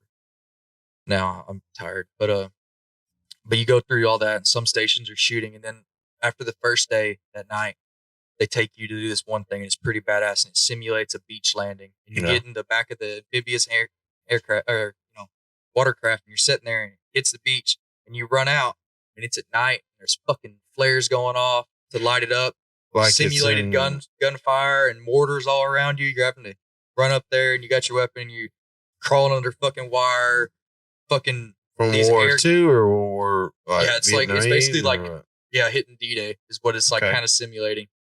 And you're going through all that, and you do that, and then and then you go on a hike that night. So you go to sleep, and they wake you up in the middle of the night. Boom, you're going to a night hike. Okay. And you're carrying ammo cans the whole time, and each platoon has so many, so you're passing them off to each other. Some are like 5 pounds, some are 45 pounds. And so you're distributing it to each other. You got your packs on. You do this hike. And it ain't that bad, honestly. And you're doing it like all sorts of shit. And then you go back, sleep for a couple hours, start the next day. Wake up fucking early. Start the next day. And it's more of the same. It's basically all of that. And then after that, the next morning, you go to sleep that night. And you wake up the next morning, make a long ass hike. I don't even remember how far it is, but you go to they call it the Reaper. Okay. And it's the culminating event. And you're sitting there in the dark, right? And right before daybreak, you start your climb up this fucking mountain. I mean, it's straight the fuck up. And this in California. Yeah. And it's actually not the worst mountain out there. Once you get further into training, you actually come across more. But at this point, I mean, this is day 3. You've eaten you've had 2 meals worth of food on 2 days of just fucking getting run through the dirt, crawling through fucking mud. Oh, yeah. You're not clean. You're fucking covered in dirt. You wore the fuck out. And your drill instructors were right beside you doing it all with you. Oh, yeah. They split you up into sticks. They call it sticks. It was just a group of like 15 of us. And then we're all going around this. And you've probably hiked over 100 miles in the last 2 days. You didn't even do like a 6 to 8 mile hike there at like 4 o'clock in the morning. And so I'm sitting there on my pack and we're all kind of relaxing, taking a break. How much weight's in your back? Probably about 60, I'd say, give or take. Probably maybe a little more, maybe a little less. I'm not sure, but I'd say 60 is a good number. Actually, probably closer to 80. But when you get up there and you're sitting there and they're waiting for time because they're going to take you up. That way you're all at the top and ready at daybreak. Okay. And I'm sitting here and me and my buddy were sitting there talking. And you just see this truck, headlights going up the side of this mountain, straight the fuck up. And we're like, oh, fuck. We're about to climb that. It has 3 false peaks. So you get up the first wave, and it's the worst one. And you crest it, and there's another one. But the higher you climb, the easier it got. Because your adrenaline starts going, this is it. At one point, we were running up this thing. We finally get to the top. Oh, shit. And you're on top of this mountain, overlooking like the training area and the valleys and everything. This is in California again, right? And you can see the ocean. Yeah. And the sunset crests, and we're all flying up around a flag up there. And there's guys up there, and at that point is when you get your EGA, and you're all standing there, and they come in. Okay, what's EGA stand for? Your Eagle, Globe, and Anchor. It's the that right there, the emblem right there. That's the EGA. So y'all that can't see, that is what you see on the Marine Corps flag. Look on the Marine Corps flag. That's the EGA. That's the emblem for the Marine Corps. That's the pride and joy. Understood. And then that's when as the hill's cresting, you line up. They present you. Your drill instructor comes up and presents you with your EGA, and that's when you earn the title Marine. That's the first time they call you Marine. Okay. And then from there, you hike back, not to where you stayed that night, but to your barracks. Of course. And you get your warrior's breakfast. So you go back to your deal, you take your shit off, put on some clean camis, shower, and you get ready. And I mean, everybody's fucking exhausted and we're starving. We're fucking starving. And they take you to the chow hall and you walk down there. Everybody, at that point, the drill instructors are all real calm. They're being nice to you because you're no longer a recruit. You're a Marine now, like them. And you go in and anything you can think of to eat. Fucking lobster, steak, cake, everything.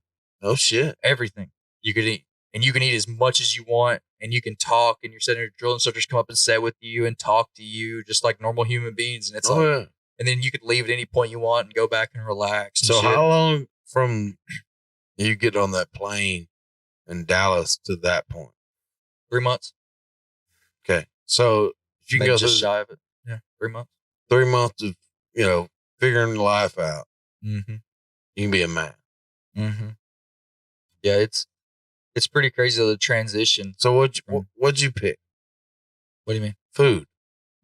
Oh shit! I think I had some steak, waffles, French toast sticks, hash browns, sausage, cake. I got me a big old fucking slice of cake. What kind of cake? It was just white cake. Yeah, I ate a lot of fucking cake. There was people, we ate so much that as we're walking back to the barracks, because you could go like in pairs or by yourself, Yeah. We're on the side of the road, like the side of the trail, throwing up because they ate so much. We've been starved to death for 3 months. We get a chance to eat whatever the fuck we want.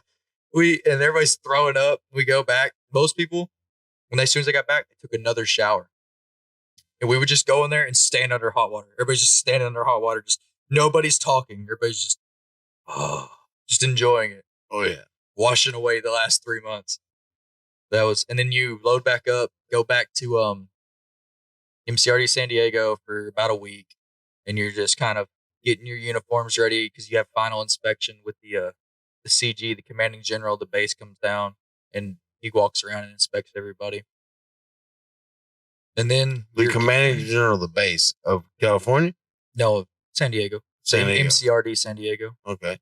He goes inspection, and then a bunch of officers are walking around, and they step in front of you and ask you, and you're in your blues. No. We were in our green. We were in our alphas. It was alphas. Okay, I don't remember. It's been a long time. It's not been that long, but it's been a long time. It's been 5 years, 4 years, 5 years. Okay. But so they do our inspection and figure what uniform, and they ask you questions. And like the guy who come up in front of me, he asked me questions that they never taught us just to see how we would answer. And he asked me, he's like, who makes the service pistol we use today, which is the M9? And I was like, stop for a second. Beretta. And he was like, okay. Who made he goes, what before the M9, what service pistol did we use? I was like, Colt 1911. He was like, what caliber was that? 45. What caliber is, that's the one we use now, 9mm. He was like, surprised you knew that. He goes, who taught you that? I said, I knew it. He was like, and he was impressed with me. And then, you're out there for like 2 hours standing on the fucking parade deck, just getting fucked up. Just waiting for these guys. Oh, and in the last week, there's a Marine Corps museum on the base. They take you to it. You get to walk through it and look at everything. And they walk you around the base. And what they're doing is preparing you for family day. They're showing you, hey, when your family's here, you can go eat here. It's good. And they're showing you the base. Yeah. So, yeah, it was just like all little shit like that we did during the last week. A lot of relaxing. Like, hey, guys, just work on your uniforms today. And they'd fucking leave. And we'd just be sitting there bullshit and doing our shit. They turned music on for us the last week. I was like, fuck, this is nice. We'd sit in the window, and we were on the top. We'd yell at recruits walking by. They were still going through the hell. We're yelling at them. we turned into menaces. But it was cool. It was really cool. So you went from that. Yep. We came home for 10 days. Yeah. I remember. We sat around. I went and visited everybody and stuff, and then got back on a plane, flew back to San Diego, went to Camp Pendleton, went to MCT, and then spent a month there learning different things like land nav. Well, we did some more shooting, threw grenades for the first time. Oh yeah, live grenades. That was fun. Dude did a really fucked up thing to me. Which is what? So he puts us in this little room and he gives us a box that's got the grenade in it. And he's like, all right, and I'm the third guy. I'm in the back of the room. It's a little room. And he's like telling us, okay, whatever, this is how you do it. Don't drop these. Yeah. Okay. He goes, all right. And he goes to hand it to me and he fucking drops it. And yeah, I was like, oh, shit. He drops a grenade in the box. The grenade. Okay. It was a dummy grenade, but we didn't know that at the time. He drops it. I almost shit myself. I mean, This is I'm thinking it's a live grenade. The other two guys in the room freaked the fuck out too. And he's laughing his ass off at us. And I was like, you motherfucker. Like, I'm laughing. I'm like, that's fucked up. He was laughing his ass off. Then we went through it. The crazy thing though, so you get in a little pit and they line you up and there's like 4 of you, 1 in each pit. Yeah. And they go off and they're like, all right, lane 1, go ahead. And you have an instructor sitting with you, right? And he's sitting there, he's like talking to you. And he seems real calm. They're standing there in case you fuck up when you throw and drop it in. They tackle you out they rip you out of the fucking deal and hold you down. Oh, yeah. So you don't die. And he's like, how far can you throw? Pretty far. Chunk that motherfucker as far as you can. I got in trouble because I threw that bitch out the back of the fucking pit. But he goes, I'm sitting there and he seems all calm, but he's wearing a smartwatch. It's got his heartbeat. His that motherfucker's like 170. beats per minute. And I was like, that motherfucker's freaking out. He's calm on the first surface, but he is freaking out. Yeah, a bunch of brand new motherfuckers have never handled live grenades, and he's standing there watching all these dumbasses throw it.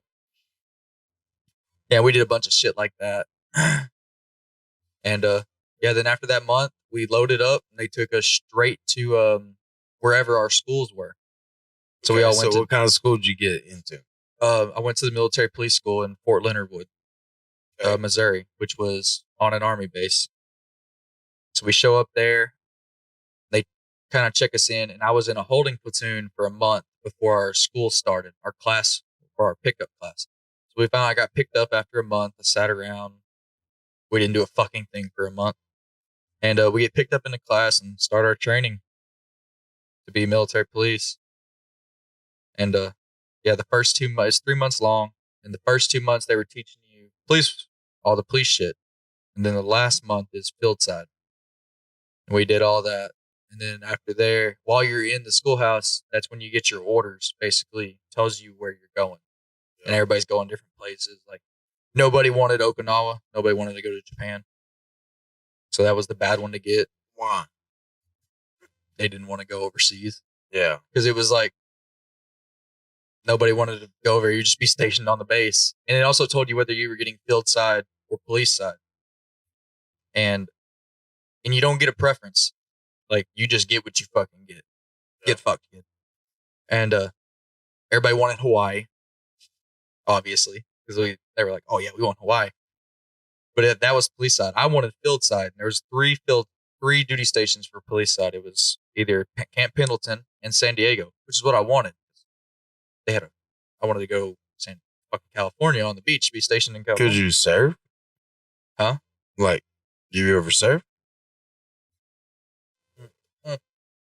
I tried once. Were you any good? My buddy said I wasn't bad for the first time. He was like, you're not bad. I stood up and rode one wave in, and he was like, damn, that's pretty good for your first time. I was like, yeah. I rode it for like 20 yards, and then it was done. Yeah. So what's your reasons for Camp Pendleton? Because, like, to me, from Texas, if you're going to be in Camp Pendleton, you're surfing.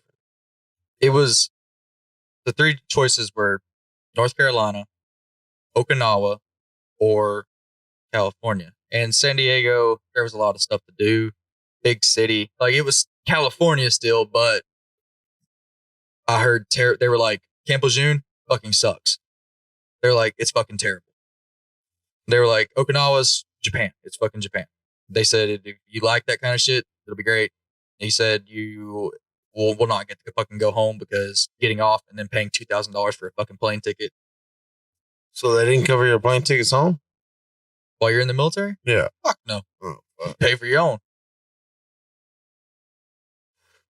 And then, and I was like, Pendleton, I was already been out there. Weather was nice. There's fucking surfing, the beaches. I'm like, fuck yeah, let's do this shit. I didn't get it. I did get field side, so I was like, I don't care where they send me. If I had my choice, Pendleton, but I just want field side. I want to go be a cop. I got field side, and they sent me and I got Lejeune, which was whatever. All my really good buddies, we all got field side. All my little group, we all got field side on Lejeune, so we all rolled together. It was pretty cool. That's good. Yeah. And what was cool was what you're talking about, like Texas pride, like in another state. In the military, the Texas boys always find each other. So how many Texas boys were you with? That got sent to Lejeune with me, just one other. Make it sound like it's like 5 or 6. No, from the schoolhouse, there was only one other Texas. There was a couple of the Texas boys there, but they were like El Paso. They were from Mexico. But none of them got sent to where I was going. The only other were Texas boy, and he was my roommate and my bunkmate in the schoolhouse. And he's from right outside of Austin. And so, and then we both got it there, sent there, and we got put in the same platoon, and we were in the same barracks. And we literally worked from the schoolhouse to the end of our contract. We were together, me and him. And then once we got to the fleet, there was more Texas boys. Like there was a kid I met from Brownsboro. He saw my shoes and figured out I was from Tyler. Oh, how did he see your shoes? I was wearing Twisted X and he looks down, sees the Twisted X. He goes, "You got those in Tyler, Texas, didn't you?" I was like, "The fuck do you know that?" He goes, "I'm from Brownsboro." I was like, "I'm from fucking Winona." His grandmother was Easton and White's music teacher at Brownsboro. You remember the plane crash that happened in Tyler? Probably it's been some years back now. It was a little plane and a guy died. He was from Brownsboro. That was his dad. I saw him. There was a couple other Texas boys there. There was actually a lot of Texas boys. And they were all canine in our unit. I got to meet up with all them. It was pretty cool though. And then first 2 years we were field side, and then they started disbanding the field side, which there's no longer a MP field side anymore. They got rid of them. The Marine Corps downsized. So that means what? Like, all of us that were field side got sent to be cops. If we had less than a year left on contract, they offered to let us out of the Marine Corps early. They got rid of our job. That's dope.